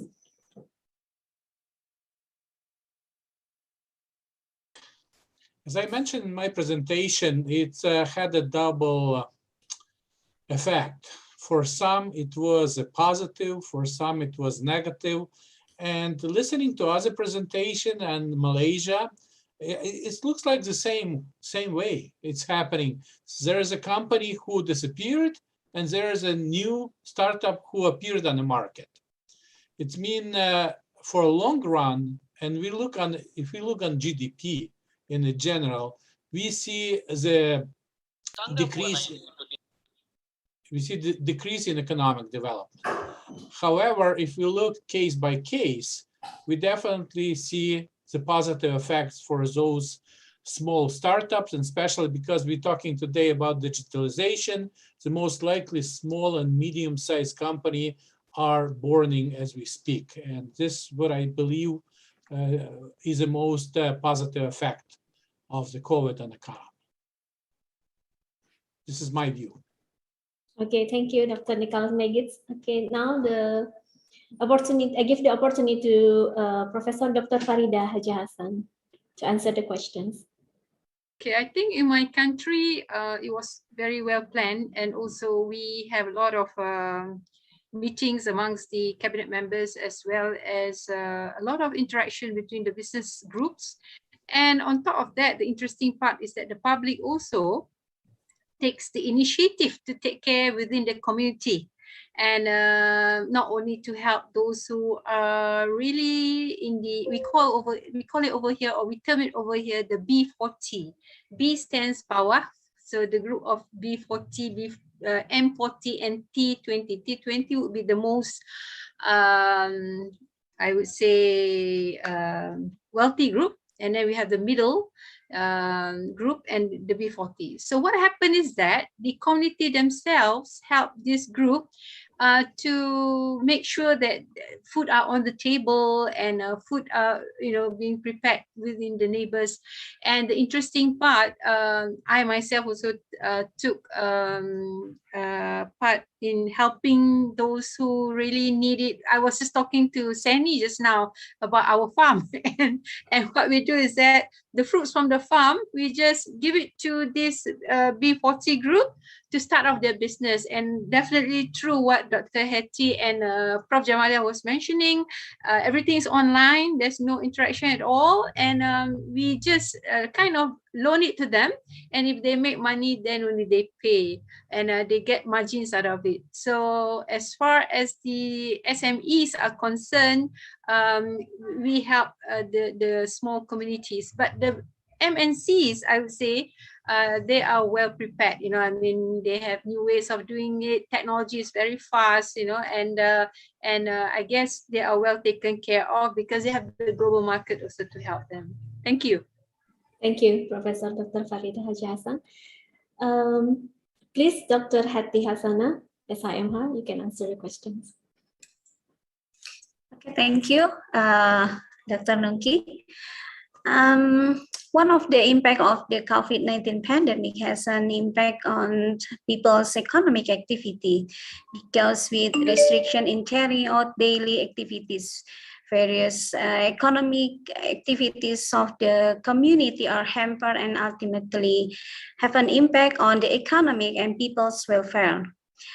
In its development, the use of digital media is unavoidable because digital media is a very effective and efficient medium in activities with this limitation. First process without limitation of space and time is the choice of the communities carrying out their activities, including business activities. And the COVID-19 pandemic has driven the acceleration of digital transformation. Various professions and businesses are very responsive to this digital transformation. So digital transformation can help optimize and accelerate workflow so that they become more efficient in completing various processes, especially in the business world. Maybe that's, thank you. Thank you, Dr. Hati Hasan, SIMH. And the last, Professor Dr. Jamalia Said. Still the same questions. How digital transformation affect economy during COVID-19 pandemic in your countries?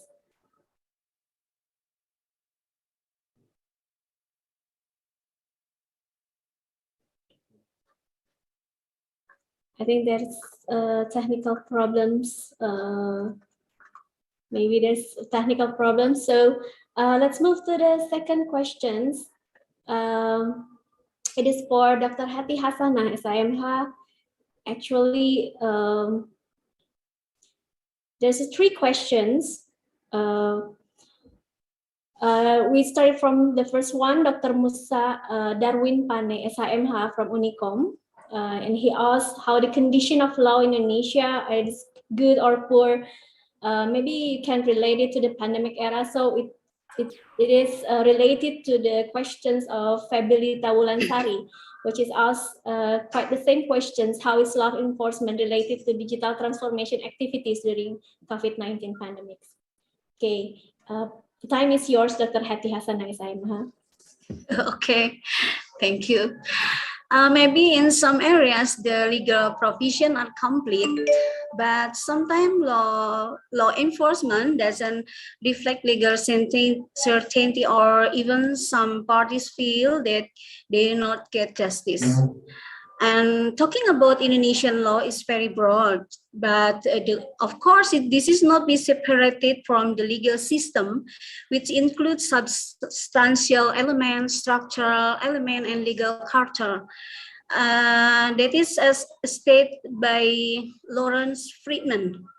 All these elements are interconnected and influence each other. And maybe the question from Mrs. Feby, that is law enforcement on dispute arising from this digital transformation activity can be carried out by litigation or non-litigation. The legal basis that can be used is the positive law currently in force in Indonesia, such as the law of ITA. However, there are many, indeed many things that are often not accommodated because the rules are not yet complete.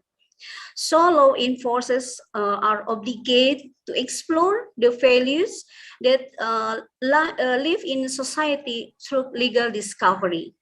And the legal framework in Indonesia during the pandemic and the use of digital media includes e-court, online arbitration, and dispute settlement, and legal documentation and evidence, legal drafting, and it's maybe that's my answer. Thank you. Okay, thank you, Dr. Hati Hasanah. There's still one more question, but I think we can all the panelists can answer these questions too. I would like to know, it's from Sony Mulyawan Setiana from UNIKOM, and how is the role of government in preparing legal rules regulated digital transformation during COVID-19 pandemic? You can answer based on your experience in your own countries, whether there is a government rules to regulate the digital transformations in this pandemic era. Okay, maybe we can start from Professor Dr. Farida Haji Hassan. Thank you, Dr. Hiriati. I guess Malaysia is very lucky since Tun Mahathir's time when he was a prime minister. He started getting the platform ready, and we have this Malaysian, we call it MIMOS, under the Ministry of Communication and Media and Communication. The platform was already there. The investors were there. The what do you call that? We also have like it's just like a Silicon Valley. And so a lot of business activities were already in place. So when COVID came in, it was really unprecedented. I mean, like what everybody said, it was not expected at all.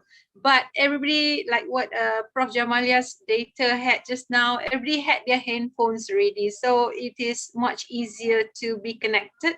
And comparatively, Indonesia having a 200 over million population compared to Malaysia with 30 million, I think is well managed, or I would say we are just lucky that it is a smaller population to be able to be connected when problems comes in.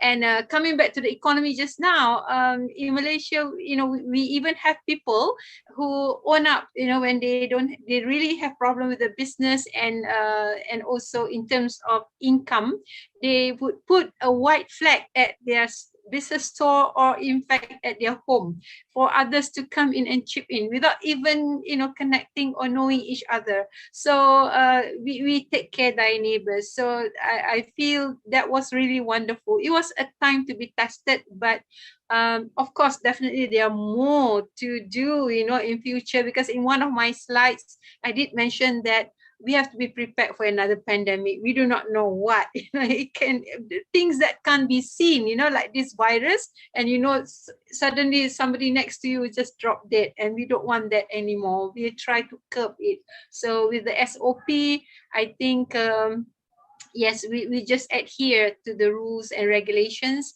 And with this, I think, not only in Malaysia, I'm sure Indonesia and more so in United States, they are all, you know, having a prepared platform for the future to tackle the technology better. Thank you. Thank you, Professor Dr. Farida Haji Hassan. Now, I would like to hear from Dr. Nikolai Magets. It's interesting enough to say that, as I mentioned before, COVID created new opportunities. And because of COVID, in the state government, where I'm part of the state government, we started looking on these opportunities. What can we do better to be better prepared in case if this happens, and we see it's happening, okay? And specifically what's happened in it's not about the regulation, but about advancing, investing into developing infrastructure. Okay, what we discovered that part of our state, in the country in general, still doesn't have coverage by Wi-Fi. Okay, and for this reason, we invested a big amount of money, I can say like $250 million, and created the specific units we call broadband units that was in charge of rapid, massive, not computerization, but building infrastructure for the internet technologies. Okay, that was the one thing. Another thing in regards to regulation, state and the country in general start being very curious on situation, what's happened with cybersecurity, with hijacking, because suddenly everybody is in internet. Everybody is open, and not too many people are cautious about the password security and other things. We start implementing immediately new gates of how to protect systems. And one of the biggest case was when the Russian hackers hacked oil infrastructure in United States, and suddenly the price for gas and oil went up dramatically, and some companies even paying ransom amount for this. It's happened in several American universities, paying a big $1 million for someone who locked the system, okay, and would not allow to open it until they receive the money. That is a kind of big issue, cybersecurity, and same time developing infrastructure. And in new bills that was just voted last week has a big amount of money on infrastructure and security in US budget. Thank you. Okay, thank you, Dr. Nikola Megets. Now, Dr. Hati Hasanah SIMH, please. Okay, thank you. I think in Indonesia, the applicable legal provision governing public activities using digital media are Law Number 11 of 2008, which was later amended by Law Number 19 of 2016 concerning information and electronic transaction, and then Law Number 11 of 2020 concerning job creation, known as named Omnibus Law. Maybe we know. And then Government Regulation Number 71 of 2019 concerning electronic system and transaction operation. But however, even though there are several regulations that regulate digital transformation in Indonesia today, there are still things that have not been accommodated by this legal regulation. We hope next Indonesia can make the other law about digital transformation. Thank you. Okay, Dr. Hati Hasanah. Is Professor Jamalia Said with us already?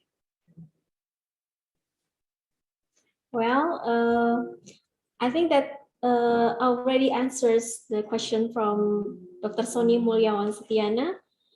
Now let's move to the questions. Next questions for Dr. Nikola Megets is from Ferry Fernando, Universitas Indonesia. He asks, the questions concerning gender issues related to the entrepreneurship in the USA.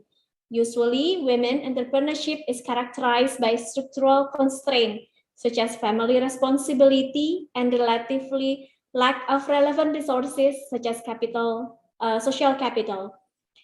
And how about this issue in USA, whether women entrepreneurs face different difficulties from their male counterparts, and they are indeed at disadvantage as to resources, management experience, business, technical skill, or capital? Is it clear enough, Dr. Nikola Megets? Yes, it's excellent question. And being more part of government, as a government employee, I can talk to you about this. We are responsible for providing equal opportunities for women and minorities, okay, and people of colors, we call it. In case of with women, I had some slides and I showed you, we have 50-50, literally 50-50 number of 50-50 percentage, those men versus female who start their businesses. Even more, in regards to finance, it was another slide that shows that women and men who start their own business have equal opportunity, equal access to finances to start to finance their projects. Even more, government on a purpose provides additional programs, additional opportunities for women to be successful in the business. For example, if that would be two people, man and female, me and she, who have the same idea to start the business, in 99.9% women will be the winner. Okay, sometimes we as a man, we are not happy with this. Okay, we'll say why we are not, government is not taking side of that person who is a smarter or more experienced. However, government is doing this on a purpose to provide that equal opportunities and support women entrepreneurship. Okay, similar would apply in academia too. Similar in our state, we had open positions just recently, and our HR department was absolutely clear. This position has to be occupied by women, period, done. Another position was in the office, and government says in hiring rule, this position has to be occupied by Afro-American. Done, you like it or not, this is a policy that we as a government enforce in the country. Okay. Thank you. Thank you for the explanations. Then the second question for Dr. Nikolai Megits is from Agis UNIKOM. Human capital is measured by education and language proficiency. It is a major determinant of differences in business ownership across the groups. However, unequal capability of human capital, especially for immigrants, might complicate the relationship between human capital and business ownership rate. Actually, the question is, what factor contribute to the differences in the business ownership rate? I didn't understand the last sentence. Can you repeat it, please? The question is the factors that contribute to the differences in business ownership. Oh my gosh. It's a very political question. It's a very political question. And again, I have to talk to you on one hand as a member of society and also as a government employee. We really, it's honest answer. Government really cares about I don't want to keep repeating myself, to make sure that human capital are distributed equally, okay, and have an equal respect. Okay, it's no preferences toward men versus women. An opposite side, I could say it's we give more privileges to women versus men today. And again, I give you that example when Human Resource Office was directly enforcing this rule. And sometimes people would be arguing, hey, this is against the Constitution because everybody has to be equal, everybody has the same rights. However, life is life. We understand we have to provide that extra chance and extra opportunities and start looking for those extra factors. And by the way, I can tell you, look in our house, my wife is taking care better of business in my house than I. Okay, she has more responsibility in the house than I have. I mostly have one responsibility to bring in money. She's doing all other works in the house. Thank you.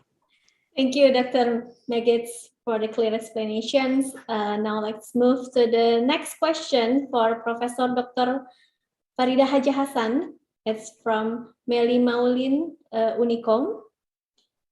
Indonesia, as the largest Muslim country in the world, is still in the 4th place of the global Islamic economic rank. Actually, what the marketing strategies has Malaysia developed so that it can rank first for the global Islamic economic rank? So we want to learn from Malaysia. Okay, right. Actually, there's no secret about it, because under the global economic global Islamic economic ranking, everybody takes part, and I would say the independent party goes through the various requirements that are being stated, where you can in fact check the report and see what are the areas that we can improve from the positioning that we acquired, okay, from such ranking. Now, having said that, I wouldn't say that Malaysia tops everything, because there are areas that they will kind of other countries would supersede, typically in Dubai and Turkey. So Indonesia, the way I look at how it's being managed right now, I think there's a lot that I would consider will be flourishing soon, and the target would be in 2025, because with the restructuring of the capital of the country, as well as putting all the provinces together in good management, changing of ministers, like in Malaysia and all that, it does give innovation and also competition, amongst within us, internally in the country, as well as within thy neighbors, as well as fellow Muslim halal friendly group. So I don't find that as that Malaysia is the only country that you should be looking at. I'm amazed at Singapore, a typical example as a neighbor, because they see the opportunities, they see the what do you call that, the benefit of it, and also it is on a good platform that they want to be involved, because it's helping the ummah. When we talk about the ummah, it is universal people. You're not talking about one group of people. So when you talk about something that is good for the ummah, for the people, it's meant for you and me, ABC, Tom, Dick, and Harry. It doesn't mean that this is for one particular group. So we talk about food, everybody consume it. So we have to look into the area of developing it, as well as I felt Indonesia has a lot of wealth, and I felt that you just need to put your acts together, revisit it, and strategize it, and also prioritize it. So I guess the world is yours. So with that, thank you, Heriati. I think I would like to invite the person to WhatsApp me or email me. Probably I can share a lot more later on. Thank you. Yeah, thank you, Professor Dr. Farida Haji Hassan. I think we can share each other to learn and get a better things for our lives. Thank you. Can I ask you a quick question? Because it's very important for me to learn from you as well. You asked me a question on equal opportunity, man versus woman in the United States, but how about in Indonesia? Do you have a government-supported programs that will try to lift the woman to the higher level? Let's use this phrase. Can one of you answer this? Dr. Hattie can answer that, I think. Okay, maybe we can also share about that from the other speakers too. Maybe studied from Dr. Hattie. Maybe you want to share about rules in Indonesia that equalize women and men today. Good word, thank you. I think Indonesia have the rule of equal woman, but that is not my field, so I must searching again about the rules. But we have, of course, maybe we can discuss together next after conference. Okay, maybe from Malaysia, you want to share about the rules or inequality between men and women? From Professor Dr. Jamalia Said, maybe you want to share your experience. Okay. Thank you, Dr. Nungkin. Okay, can you hear me? Yes. Yes. From Malaysia, yeah. In Malaysia, there is no actually quota or barriers for the woman to embark themselves into business. In fact, if I can say, a lot of actually microfinance provider, they focus on women. I can give you example of AIM, Amanah Ikhtiar Malaysia. Actually, this organization, they provide loan for small businesses, mainly for women. And if you look at Malaysia, we are actually, we can divide ourselves into 14 states. There is 2 states in Malaysia where women actually control the businesses. If you enter the market, 100% women control business. Okay, but of course, in the capital city of Malaysia, we can say it's equal. In certain states, most ladies into it, maybe because of the culture or the value of the area. And of course, a lot of facilities, a lot of opportunities were given to women. or we don't actually discriminate between gender or race or religion. Everything have equal opportunity as long as you want it. Yeah, thank you for your experience in Malaysia. How about Professor Dr. Farida Haja Hassan? Yes, I will echo what Prof. Jamalia mentioned just now. I guess I would also answer for Indonesia. I think we should be proud with Megawati before and the current finance minister in Indonesia, a lady, and she was with the World Bank before, and I think that's really commendable. As far as Malaysia is concerned, we used to have a women governor, bank governor, and now also the one who replaces her is another lady, and more women are becoming ministers. And I felt that what Prof. Jamalia mentioned just now, coming back to the Muslim world, if you remember Prof. Yunus from Bangladesh, he had more faith. Okay, this one I wanted to share with Dr. Nicole. He had more faith in women entrepreneur lending the grants and for the SMEs especially, because women are a good paymaster compared to the guys who borrowed from Garmin Bank. They were the poor paymaster, and he decided not to do business with them as compared to the women.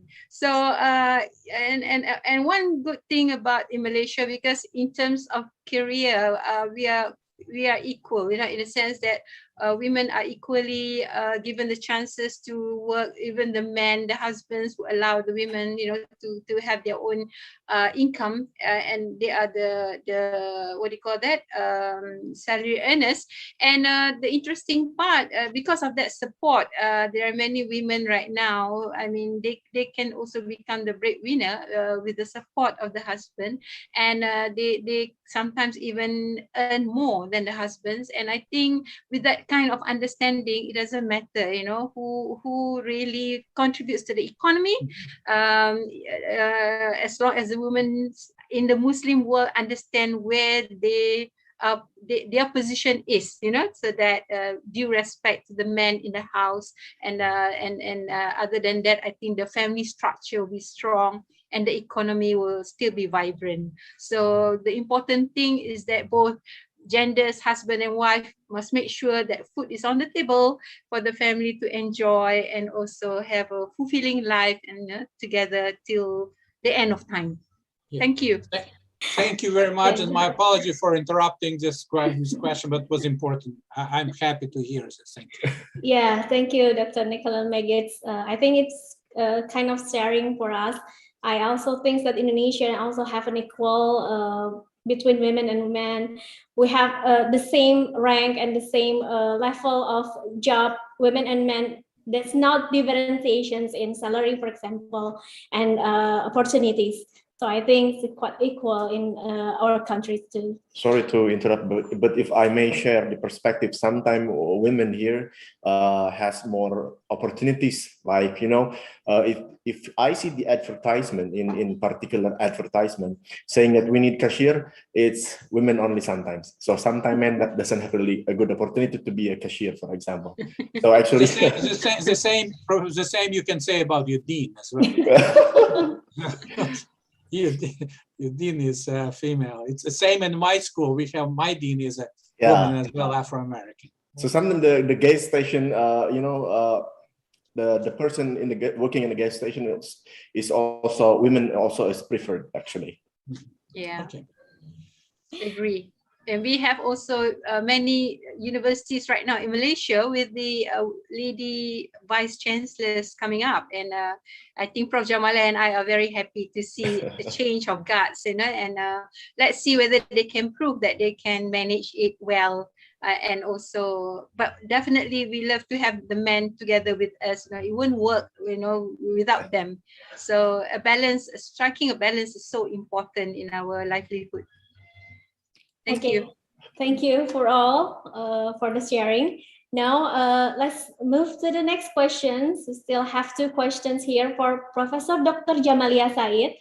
The first one is from Mr. Suryanto from UNPAD. He asked that the stage of a country's economic development play a role in shaping digital populations, but the median age of the population is also a critical driver. And the question is how the situation of demographic affected the unique of technical and ethical challenges in digital era, especially in Malaysia. Bismillahirrahmanirrahim. Thank you to the moderator again. Yeah, the question is about ICT diversity, about the ethical use of ICT, and also something to do with country economic development. I would like to share with you all. Actually, I'm now in the having government agencies with me in front the other room. Actually, we were actually wondering and worrying actually about the use of digital technology for negative activities, in where actually because of digital technology, the hate news, HAT, the hatred between different religions, between different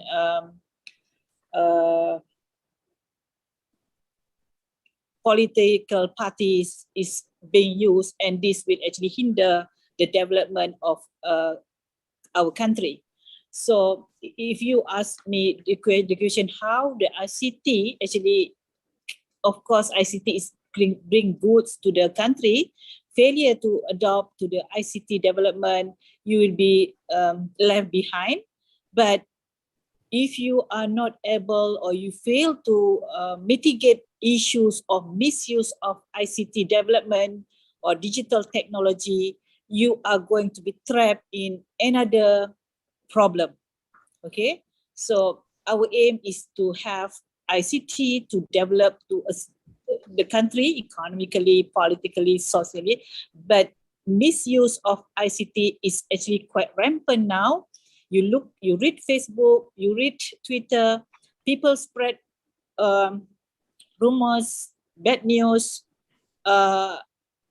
rampantly without filter. So this is a dangerous thing about digital technology. So again, I would say, if you say about Malaysia, we are worried, we are doing something to mitigate this, but the awareness of individual citizen is more important than anything else to prevent this. Because if you are to prevent on the top level, people or citizens are not aware of this or misuse the digital technology, is not possible for the country to actually make full use or benefit from the technology. Okay, thank you, Professor Dr. Jamali Said. And then another question is from Ira. Actually, what are the factors that determine success in Malaysia's small medium enterprises? Is it a language skill factor, financial, or networking partnership? What is the most dominant factor? Okay, from my study again, thank you to the participant who asked question just now, Reti. Yeah. I think the name is Reti, it's okay. What are the critical success factors? My study is very limited to 300 participants. I truly believe if we get more participants, the finding would be different maybe. But from the success story that we able to generate, about 28 person who were actually able to double up the business in small enterprise industry. The main one is actually, of course, who are they? Whether they are actually having a strong perseverance, of course. Then the another thing is also the use of digital technology. It affect a lot, because at that point of time when during COVID, there is no way for the small medium industry to sell it face to face. The best alternative at that point of time is digital technology selling through online. But having said that, the most success story, most important characteristic for a small, successful small enterprise, I think, perseverance. If you have a strong perseverance to success, whatever happened in front of you, whatever barriers in front of you, I am sure you are able to handle. If you think you are not good in computer, digital technology, I'm sure there is a lot of assistance by the ministry, by the agencies in Malaysia to assist, and as well as you can find the right person. I always say that something like this: you don't have to be good at everything, so you just employ the good person for you, then it solves your problem. Thank you, Professor Dr. Jamalia Said. Now we actually have two more questions here for Professor Dr. Farida Haja Hasan.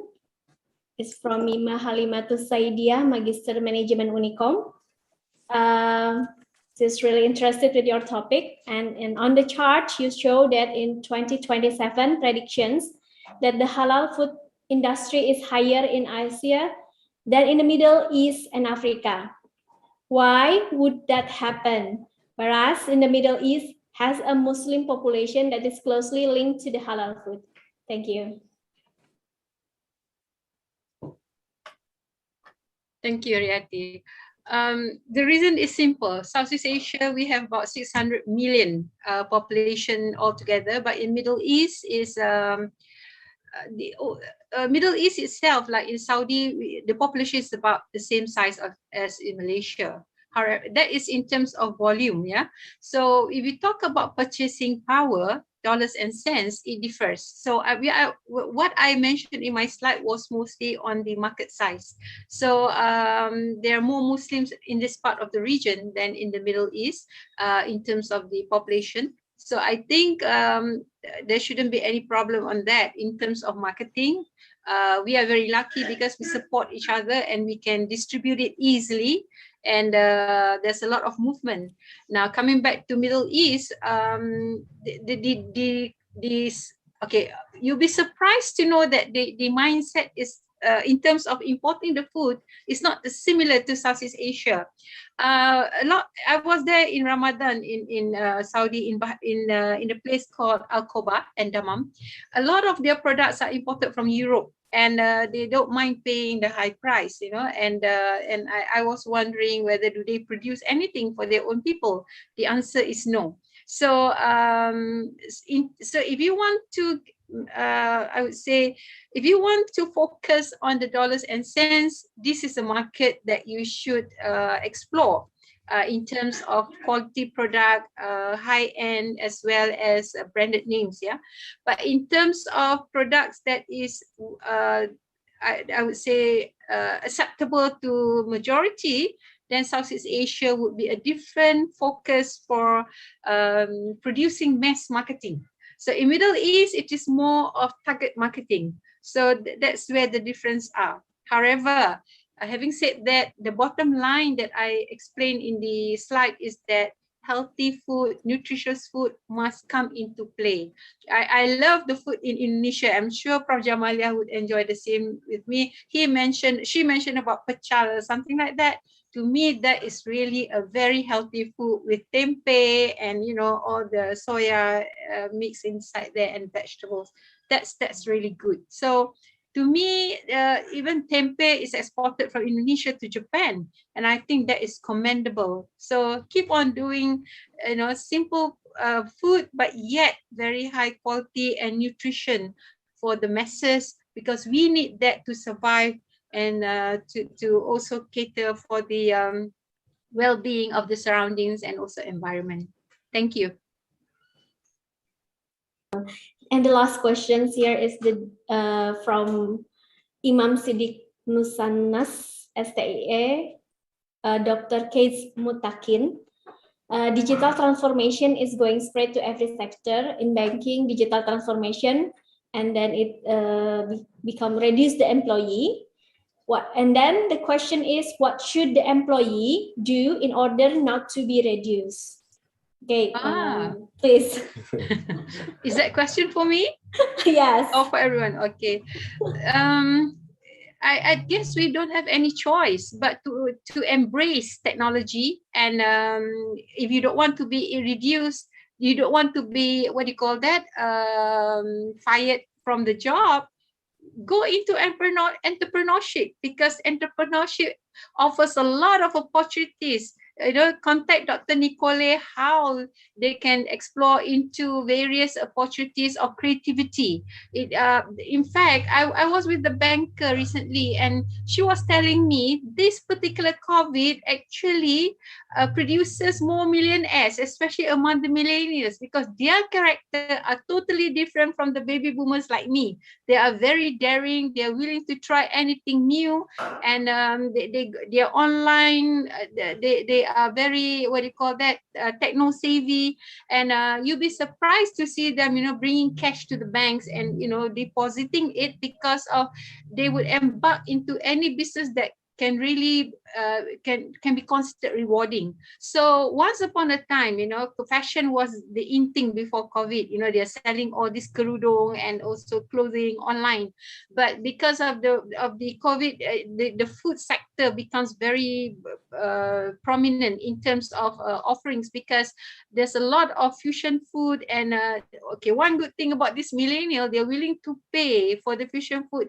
They love to try something new, and that's what's happening actually. So just like the example that I gave earlier, the cloud kitchen in Dubai, can you imagine they even have branches in the 4 other countries nearby UAE. So I think that is remarkable. So the attitude and the openness of wanting to try into business that you have never thought before is really, that kind of characteristics and attributes and attitude is also very important to make them survive. You cannot blame your government or your employers that, hey, I'm out of the job, and because the whole world is out of the job. So what do you do with this kind of challenges? So you have to think about opportunities. Thank you. Thank you, Professor Dr. Farida Haji Hassan. Ladies and gentlemen, at the end of a Q&A sessions, on behalf of the committee, I would like to apologize if there is a questions that cannot be discussed in the sessions. For the last 3 hours, we have already get a new insight on digitalizations and opportunity in this pandemic time. Through the tough time, the most important thing is our willingness to hope and to act. As quoted from Sullers, tough time never lasts, but tough people do. Let's conclude our plenary sessions. Now let's continue to the next agenda.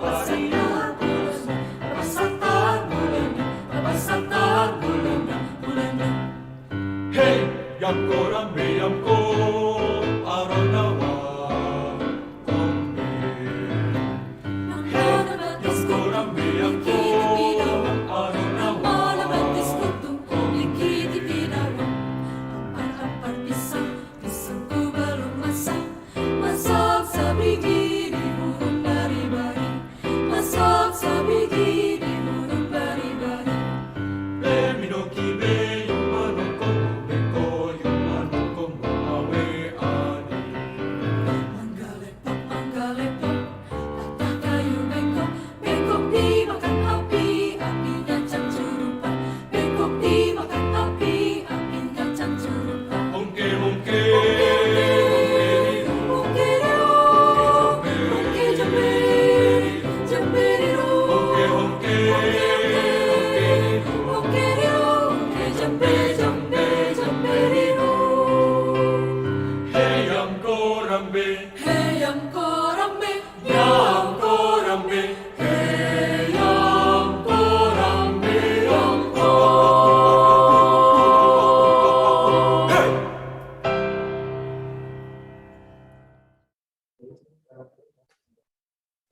What a really fruitful discussion we have had. I must say, once again, thank you very much for the commitment to the keynote speakers, particularly Dr. Nicola Megitz. It's already early in the morning in the US. Thank you very much for your commitment here, as well as to the other keynote speakers. Thank you very much for your willingness to share your perspectives. Okay, and also I would like to thank you to Rector of Universitas Komputer Indonesia for participating in this Zoom session, as well as the vice rectors and all deans in Universitas Komputer Indonesia.